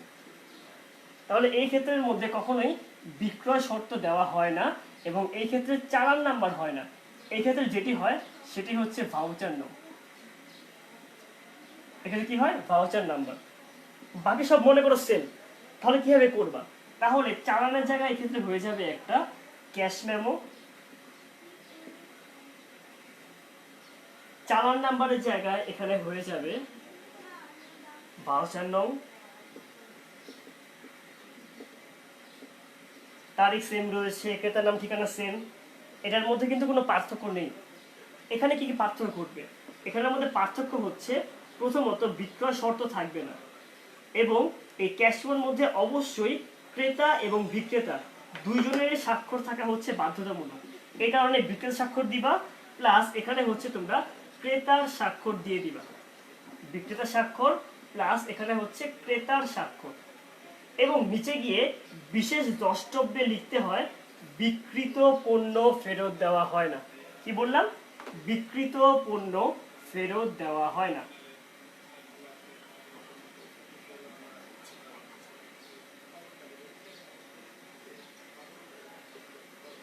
আচ্ছা, আমার লিখতে একটু কষ্ট হচ্ছে, জাস্ট বলে দিলাম যে কি লিখবে এখানে, বিশেষ দ্রষ্টব্যের মধ্যে বিকৃত পণ্য ফেরত দেওয়া হয় না। তাহলে চালানের সাথে ক্যাশ মেমোর কোন কোন জায়গায় পার্থক্য ঘটে? প্রথমত এই নামটা পাল্টে যাবে, তারপর চালান নাম্বারের জায়গায় আসবে হচ্ছে ভাউচার নাম্বার। এরপরে গিয়ে কি পার্থক্য আসবে? এখানে একটা ক্রেতার স্বাক্ষর আসবে এবং এখানের মধ্যে বিশেষ যে দ্রষ্টব্য রয়েছে ওইটা পাল্টে যাবে। এছাড়া চালানের ছক এবং ক্যাশ মেমো ছকের মধ্যে তেমন কোনো পার্থক্য নেই। ক্যাশ মেমোটা ইউজ করা হয় নগদ লেনদেনের জন্য এবং চালানটা ব্যবহার করা হয়ে থাকে কিসের জন্য? ধারে যে লেনদেন রয়েছে সেই ধারে লেনদেনগুলোর জন্য এই চালানটা হচ্ছে ব্যবহার করা হয়ে থাকে। তাহলে চালান আর ক্যাশ মেমো নিয়ে আশা করছি তোমাদের মধ্যে আর কোনো কনফিউশন নেই।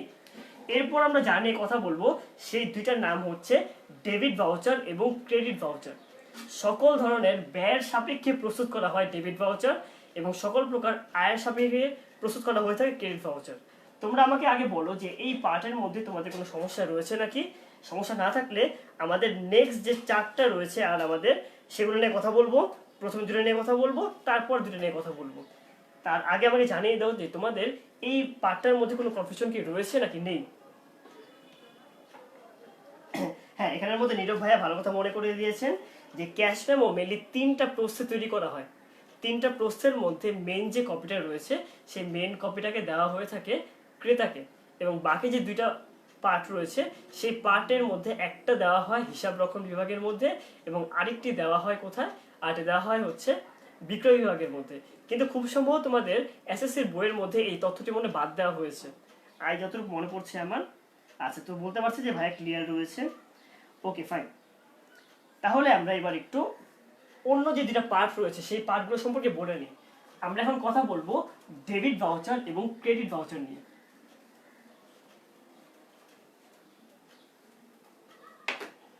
কি বললাম? ডেবিট ভাউচার এবং ক্রেডিট ভাউচার।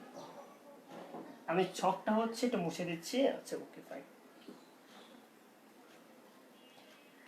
ডেবিট ভাউচার কখন ইউজ করা হয় এবং ক্রেডিট ভাউচার কখন ইউজ করা হয়ে থাকে? তোমাদের কোনো কোশ্চেন নেই তো? না থাকলে কিন্তু আমি পার্টটা মানে আমি শুরু করে দিচ্ছি আরেকবার। দেখো একবার, আমরা আমাদের ব্যবসার মধ্যে কিন্তু বিভিন্ন ধরনের আয় এবং ব্যয় সংগঠিত হয়ে থাকে। আমাদের ব্যবসার মধ্যে যে আয় এবং ব্যয়গুলো রয়েছে সেই আয় এবং ব্যয় লিপিবদ্ধ করার জন্য আমরা বিভিন্ন ধরনের ভাউচার ইউজ করে থাকি। আমাদের যে ডেবিট ভাউচার ইউজ করা হয় কখন? বিভিন্ন ধরনের ব্যয়ের সাপেক্ষে, যেমন পণ্য ক্রয়, বেতন, সকল ধরনের ব্যয়ের সাপেক্ষে ব্যবহার করা হয়ে থাকে ডেবিট ভাউচার। এবং যত ধরনের আয় রয়েছে সবগুলো আয়ের জন্য আমরা ব্যবহার করে থাকি ক্রেডিট ভাউচার। ডেবিট ভাউচারের ঘর কেমন হতে পারে? ডেবিট ভাউচারের ঘরটা হচ্ছে খুবই ছোট, নর্মালের থেকে একটু ডিফারেন্ট। এই ক্যাশিয়ামো কিংবা চালানো থেকে একটু ডিফারেন্ট ঘর হচ্ছে এখানের মধ্যে ব্যবহার করা হয়। প্রথমত এখানের মধ্যে তোমরা যেটা করবা, এখানের মধ্যে প্রথমে তোমরা ঘর করবা। আচ্ছা, ঘরটা আমি একটু বড় করে করছি, তারপর আই হোপ সরে গেলে তোমরা পার্সেন্টেজ দেখতে পারবে। প্রথমত এখানে লিখবা যে বিক্রেতার যে নাম রয়েছে। যদি ডেবিট ভাউচার করো, ডেবিট ভাউচারের ক্ষেত্রে তোমাদের উপরের মধ্যে লেখা লাগবে যে এখানের মধ্যে এখানের মধ্যে নামটা লেখা লাগবে, তারপর গিয়ে হচ্ছে ঠিকানা, তারপর নিচে গিয়ে এখানে তোমরা লিখবা ডেবিট ভাউচার। এরপর গিয়ে তোমরা বাম পাশে লিখবা ডেবিট ভাউচার নং। এখানে মোট 5টা জিনিস লেখা লাগে। এখানে কি লিখবা? ডেবিট ভাউচার নং। আচ্ছা, একটু মনে নড়ে গিয়েছে, সরি।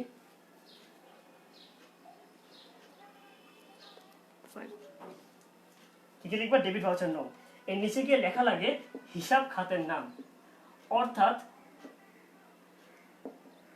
যে হিসাব খাতের মাধ্যমে তোমাদের ব্যয়টা হয়েছে। যদি এখানের মধ্যে পণ্য ক্রয় করো তখন এখানের মধ্যে তুমি লিখে দিবা পণ্য ক্রয়। তারপর ডান পাশে কি লিখতে হয়? ডান পাশে গিয়ে লিখতে হয় তারিখ। এখানে লিখবা হচ্ছে তোমরা তারিখ। তারিখ লেখার পর এখানে লিখবা গ্রহণকারীর নাম।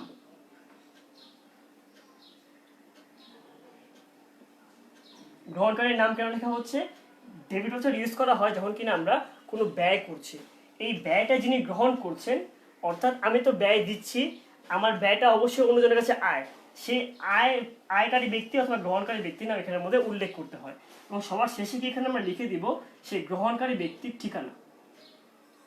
ঠিক আছে? এবং ডেবিট ভাউচারকে একটা বক্সের মধ্যে রেখে দিলাম। তারপর এখানে ছক করব। ছকটা খুবই ইজি, শুধুমাত্র 3টা এখানে ছক করা হয়। একটা হচ্ছে নাম্বার, আরেকটা হচ্ছে বিবরণ, এবং শেষে গিয়ে হচ্ছে টাকা। যদি আমরা পণ্য ক্রয় করি এখানে লিখবো 1 নাম্বার, এখানে লিখবো আমরা পণ্য ক্রয় করে তার যে টাকা রয়েছে সেটা এখানে উল্লেখ করে দিব। বাট নিচে গিয়ে তোমাদের 4 জনের নাম হচ্ছে এখানে উল্লেখ করতে হয়। প্রথমত হচ্ছে লিখবা টাকা। এখানে যে টাকা বের হয়েছে, টাকাটা এখানের মধ্যে কথায় উল্লেখ করতে হয়। এরপরে তোমরা নিচের মধ্যে 4 জনের নাম উল্লেখ করবা। প্রথম জন হচ্ছে ক্যাশিয়ার। এখানে 4 জনের নাম কি করতে হয়? উল্লেখ করতে হয়। প্রথমটি হচ্ছে ক্যাশিয়ারের স্বাক্ষর, এর পরেরটি হচ্ছে হিসাব রক্ষকের স্বাক্ষর, তারপরেরটি হচ্ছে ব্যবস্থাপকের স্বাক্ষর,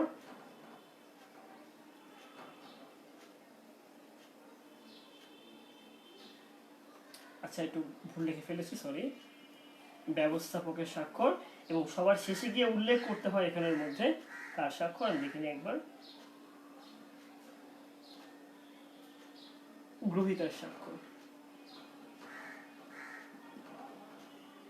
আচ্ছা, এখানের মধ্যে গিয়ে হচ্ছে 4 জনের নাম এখানের মধ্যে তোমাকে অবশ্যই উল্লেখ করতে হবে, যে ক্যাশিয়ারের স্বাক্ষর, হিসাবরক্ষকের স্বাক্ষর, ব্যবস্থাপকের স্বাক্ষর এবং গ্রহীতার স্বাক্ষর। এটাই হচ্ছে ডেবিট ভাউচারের যে নমুনা ছক ছিল সেইটা। এবার আমরা দেখে নিই যে ক্রেডিট ভাউচারের যে নমুনা ছক রয়েছে সেইটা কিভাবে তোমরা করবা। তো এর আগে তোমাকে আজ করে নাও যে কোনো ধরনের তোমাদের সমস্যা হচ্ছে নাকি। এটা অবশ্যই জানিয়ে রাখবা একটু পরপর যে ভাইয়া কোনো সমস্যা হচ্ছে না, তাহলে আমি মানে ক্লিয়ার হতে পারবো যে না ভাইয়া তোমরা সবাই হচ্ছে ঠিকমতো ক্লাসটা করছো। আচ্ছা ফাইন, এবার তোমরা খেয়াল করে দেখো, ডেবিট ভাউচার তো বুঝে গেলাম, তাহলে ক্রেডিট ভাউচারের ক্ষেত্রে আমাদের মেনলি কি করা লাগবে। ক্রেডিট ভাউচারের ক্ষেত্রে তোমরা যেটা করবা যে এখানে ডেবিট ভাউচারে ক্রেডিট লিখে দিবা, বাকি সব তোমাদের মোটামুটি সেমই থাকবে, আর কোনো ধরনের পার্থক্য হবে না। এখানে ডেবিট ভাউচারের জায়গায় হয়ে যাবে হচ্ছে ক্রেডিট ভাউচার, হিসাব খাতের নাম সেম থাকবে, তারিখ, গ্রহণকারীর নাম, ঠিকানা সব সেম থাকবে, বিবরণ মাঝখান দিয়ে লিখে দিবা, তারপর এখানে টাকা কোথায় এবং 4 জনের নাম এখানের মধ্যে অবশ্যই উল্লেখ করা লাগবে। এছাড়া ডেবিট আর ক্রেডিট ভাউচারের ছক রয়েছে, তার মধ্যে কিন্তু তেমন কোনো পার্থক্য নেই। বা তোমাদের এই দুইটার বাইরেও আরো 2টা গুরুত্বপূর্ণ তোমাদের দলিল রয়েছে। একটি হচ্ছে ডেবিট নোট এবং আরেকটি হচ্ছে ক্রেডিট নোট। ডেবিট নোট কি জিনিস এবং ক্রেডিট নোট কি জিনিস?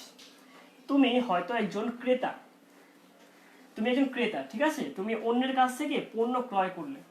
এখন সব পণ্য যে একদম ভালো হবে বা ভালো কোয়ালিটির হবে বা তুমি যেরকম আশা করেছিলে সেরকম হবে বাধ্যতামূলক কিন্তু না। হয়তো তুমি 10টা টিভি তুমি অর্ডার করেছিলে, কিন্তু দেখলে 10টা টিভির মধ্যে 2টা টিভি এনে হাও নষ্ট। তুমি 10,000 টাকা দামের 10টা টিভি তুমি হচ্ছে কি করেছিলে, তুমি অর্ডার করেছিলে যার মধ্যে 2টা টিভির দাম হচ্ছে নষ্ট। সো 10,000 টাকা দামের 2টা টিভি কি হয়েছে, নষ্ট হয়ে গিয়েছে। তুমি এই 10টা পণ্যের মধ্যে 2টা নষ্ট হলো, অবশ্যই তুমি সেটা চাপার বসে রেখে দিতে। তুমি কি করবা, তুমি যার থেকে ক্রয় করেছিলে তার কাছে তুমি এটা আবার ফেরত দিয়ে দিবে। এই ফেরত দেওয়ার জন্য যে নোট ব্যবহার করা হয় তাকে বলা হয় ডেবিট নোট। ডেবিট নোট কখন ইউজ করা হয়, ডেবিট নোটটা ইউজ করা হয় ক্রয় ফেরত করার ক্ষেত্রে। অর্থাৎ তুমি পণ্য ক্রয় করেছিলে এবং তুমি এবার এই পণ্যটা ফেরত দিয়ে দিবা, এর জন্য তুমি যে নোটটা ইউজ করছো সেই নোটটাকে আমরা বলছি কি নোট, ডেবিট নোট। ঠিক আছে, সো তোমাদের কোনো কোশ্চেন থাকলে কিন্তু অবশ্যই তোমরা আস্ক করবা। ডেবিট নোট আর ক্রেডিট নোটের মধ্যে পার্থক্য কি? ডেবিট নোটটা ইউজ করা হয় ক্রয় ফেরতের ক্ষেত্রে। ধরো তুমি হচ্ছে ক্রেতা এবং আমি হচ্ছে বিক্রেতা, আমি তোমাকে 10টা পণ্য বিক্রি করেছিলাম এবং যার মধ্যে 2টা পণ্য খারাপ হয়ে গিয়েছে। এই 2টা পণ্য তুমি আমাকে ফেরত দিয়ে দিলে, তোমার জন্য এটা ক্রয় ফেরত, কিন্তু আমার জন্য এটা হচ্ছে বিক্রয় ফেরত। এই আমি যখন কিনা অ্যাকনোলেজ করে যে তোমাকে আমি এই পণ্যটা পেয়ে গিয়েছি, তখন তোমাকে যে আমি আবার নোট দিব সেই নোটটাকে বলা হয়ে থাকে ক্রেডিট নোট। ডেবিট নোটটা ইউজ করা হয় ক্রয় ফেরতের ক্ষেত্রে এবং ক্রেডিট নোট ইউজ করা হয় কিসের ক্ষেত্রে, বিক্রয় ফেরতের ক্ষেত্রে। এখন ঘরটা কিভাবে করবা দেখিয়ে দিই। ঘরটাও খুবই সিম্পল, ঘরটা হচ্ছে এইভাবে করা লাগে। আচ্ছা সরি, আগে হচ্ছে এই পার্টটা আমরা দিয়ে নিই। প্রথমে অবশ্যই যেহেতু ডেবিট নোট কে তৈরি করে, ডেবিট নোট তৈরি করে হচ্ছে ক্রেতা। এক্ষেত্রে ক্রেতার নাম উল্লেখ করা লাগবে এবং ক্রেতার নামের নিচে গিয়ে তোমরা লিখে দিবা ক্রেতার যে ঠিকানা রয়েছে। এরপর এর নিচে গিয়ে তোমরা লিখবা কি নোট, ডেবিট নোট। তারপর এখানে তোমরা উল্লেখ করবা ডেবিট নোট নাম্বার। তারপর কি এখানে উল্লেখ করতে হয়, তুমি তো ক্রেতা ছিল, সো বিক্রেতার নাম, কে তোমার কাছে বিক্রি করেছিল, বিক্রেতার নাম, বিক্রেতার ঠিকানা এবং অবশ্যই এর নিচে গিয়ে এটি সূত্র উল্লেখ করতে হয়। সূত্র বলতে বোঝায় এই ডেবিট নোটটা তুমি মানে কোন লেনদেনের ভিত্তিতে তুমি প্রস্তুত করছো, এটা কেমন হতে পারে। সূত্রটা হচ্ছে এরকম, আমি তোমাদের দেখিয়ে দিচ্ছি। সূত্র লিখলাম ক্রয় চালান নাম্বার, ধরো আমরা যে 101 নাম্বার চালান, ঠিক আছে 101, এরপরে উল্লেখ করতে হয় যে তারিখ রয়েছে, ধরো তারিখের পরিমাণ জানুয়ারি 4, 2020। অর্থাৎ আমি 2020 সালে জানুয়ারি 4 তারিখে একটা পণ্য ক্রয় করেছিলাম, যে পণ্যটার চালান নং ছিল 101 এবং আমি এটা ক্রয় করেছিলাম। খেয়াল করে দেখো এখানে কেন চালান নং ব্যবহার করা হচ্ছে। সাধারণত যখন কিনা ক্রয় ফেরত কিংবা বিক্রয় ফেরত করা হয় তখন এই পণ্যগুলা নগদে ক্রয় করা হয় না, ধরে নেওয়া হয় এই পণ্যগুলা ধারে ক্রয় করা হয়েছে এবং ধারে ক্রয়কৃত পণ্যই সাধারণত ফেরত দেওয়া হয়। নগদে ক্রয় করলে সে সাধারণত ফেরত দেওয়া হয় না। এই জন্য আমরা যখনই কিনা ডেবিট নোট ইউজ করব তখন আমরা বুঝে নিব আমরা ধারে পণ্য ক্রয় করেছিলাম এবং ধারে পণ্য ক্রয়কৃত পণ্য আমরা আবার কি করে দিচ্ছি, ফেরত দিয়ে দিচ্ছি। এবং ডান পাশে কি কি লিখবো, ডান পাশে গিয়ে আমরা জাস্ট তারিখটা লিখে দিব যে এটা তারিখ কত, ধরে নিই এটা তারিখ হচ্ছে 10 জানুয়ারি 2020। এরপর গিয়ে আমরা এখানের মধ্যে আর ছক করব, ছক করে আমরা এখানের মধ্যে লিখে দিব যে ক্রমিক নং, বিবরণ এবং টাকা। ক্রমিক নং, বিবরণ এবং এখানে আমরা লিখে দিব কি টাকা। সো ক্রমিক নম্বর দিব 1 নং। তারপর এখানের মধ্যে আমরা লিখব যে 10,000 টাকা দামের 2টি টিভি নষ্ট হওয়ায় ফেরত দেওয়া হলো। তারপর এখানের মধ্যে মোট টাকা যে 20,000 টাকা আমরা লিখে দিব। এরপর এখানে কথায় লিখে দেওয়া হয় যে টাকা, কথায় যে কত টাকা পণ্য আমরা ফেরত দিচ্ছি এটা লিখে দেওয়া হয় এবং ডান পাশে গিয়ে ক্রয় ব্যবস্থাপকের সাইন দেওয়া হয়। সো এটা কিন্তু একটু অন্যরকম, অন্য জায়গায় গিয়ে ক্রেতা বিক্রেতা লেখা হয়, বাট এই ক্ষেত্রে কার সাইন দেওয়া হয়, এই ক্ষেত্রে যে ক্রয় ব্যবস্থাপক রয়েছে সেই ক্রয় ব্যবস্থাপকের সাইনটা এখানের মধ্যে উল্লেখ করতে হয়। ঠিক আছে, এটাই হচ্ছে তোমাদের ডেবিট নোট। আর ক্রেডিট নোটে কি হবে, ক্রেডিট নোটের মধ্যে হচ্ছে উল্টাটা, যে আমি বিক্রেতা ছিলাম, আমি পণ্যটা ফেরত পেয়েছি, এটা যে পণ্য ফেরত পেয়েছি এই জানানোর জন্য আমি এখন ক্রেতাকে আবার নোট পাঠাবো যে না আমি পণ্য ফেরত পেয়েছি এবং আমি আপনার নামকে হচ্ছে কি করে দিয়েছি, ক্রেডিট করে দিয়েছি। এর জন্য এটার নাম হচ্ছে ক্রেডিট নোট। ক্রেডিট নোটের ক্ষেত্রে কি পার্থক্য হবে, এক্ষেত্রে হয়ে যাবে হচ্ছে ক্রেডিট নোট, এক্ষেত্রে হয়ে যাবে ক্রেডিট নোট নাম্বার, এই ক্ষেত্রে বিক্রেতার নাম থাকবে এবং এই ক্ষেত্রে ক্রেতার নাম থাকবে এবং সূত্র কিন্তু চেঞ্জ হয়ে যাবে। সূত্রের মধ্যে এখানে আমরা লিখব যে ডেবিট নোটের মাধ্যমে কিন্তু আমরা কি করেছি, ডেবিট নোটের উপর আমরা এই ক্রেডিট নোটটা হচ্ছে প্রস্তুত করি। এর জন্য এক্ষেত্রে সূত্র লিখব ডেবিট নোট, যত নাম্বার দেওয়া রয়েছে ধরে নেই ডেবিট নোট নাম্বার ছিল হচ্ছে 204 এবং স্ল্যাশ দিয়ে আমরা লিখব তারিখ। ধরো এটা হয়েছিল 10 জানুয়ারি, তাহলে লিখব 10 জানুয়ারি 2020। তারপরে গিয়ে লিখবো ক্রমিক নং, বিবরণে গিয়ে লিখবো যে 10,000 টাকার 2টি টিভি 900 টাকায় এটা ফেরত নেওয়া হলো। আগেরবার ছিল ফেরত দেওয়া হলো, এবার আমরা গিয়ে লিখবো যে ফেরত নেওয়া হলো। তারপরে গিয়ে আমরা এখানে 20,000 টাকা লিখবো, 20,000 টাকাটা আমরা শেষ করে দিব। এরপর লিখবো টাকা কথায় 20,000 টাকা মাত্র এবং এখানে আমরা লিখে দিব বিক্রয় ব্যবস্থাপক। ঠিক আছে, তাহলে এটাই ছিল তোমাদের মেনলি যে 6টা তোমাদের বইয়ের মধ্যে দলিল উল্লেখ করা রয়েছে, ওই 6টা দলিল। আশা করছি তোমার 6টা দলিল নিয়ে ক্লিয়ারলি বুঝতে পারছো এবং এই প্রথম যে দুইটা নিয়ে কথা বললাম যে হিসাব বিজ্ঞান পরিচিতি এবং লেনদেন, এদের মধ্যে আশা করছি তোমাদের আর কোনো প্রবলেম নেই। বাট স্টিল তোমার যদি কোশ্চেন থাকে তোমরা কমেন্টে আস্ক করতে পারো, আমি ট্রাই করবো অবশ্যই সবগুলো কোশ্চেনের পরবর্তীতে অ্যান্সার দিয়ে দেওয়ার। তাহলে তোমরা অবশ্যই কমেন্টে জানিয়ে দিবা এবং আজকের জন্য ক্লাসটি হচ্ছে এখানে সমাপ্ত। হয়তো দেখা হবে অন্যদিন আরো কোনো ক্লাস নিয়ে, অন্য কোনো অধ্যায় নিয়ে, নতুন কোনো টপিক নিয়ে। Till then, stay tuned with Robi 10 minute school and never stop learning.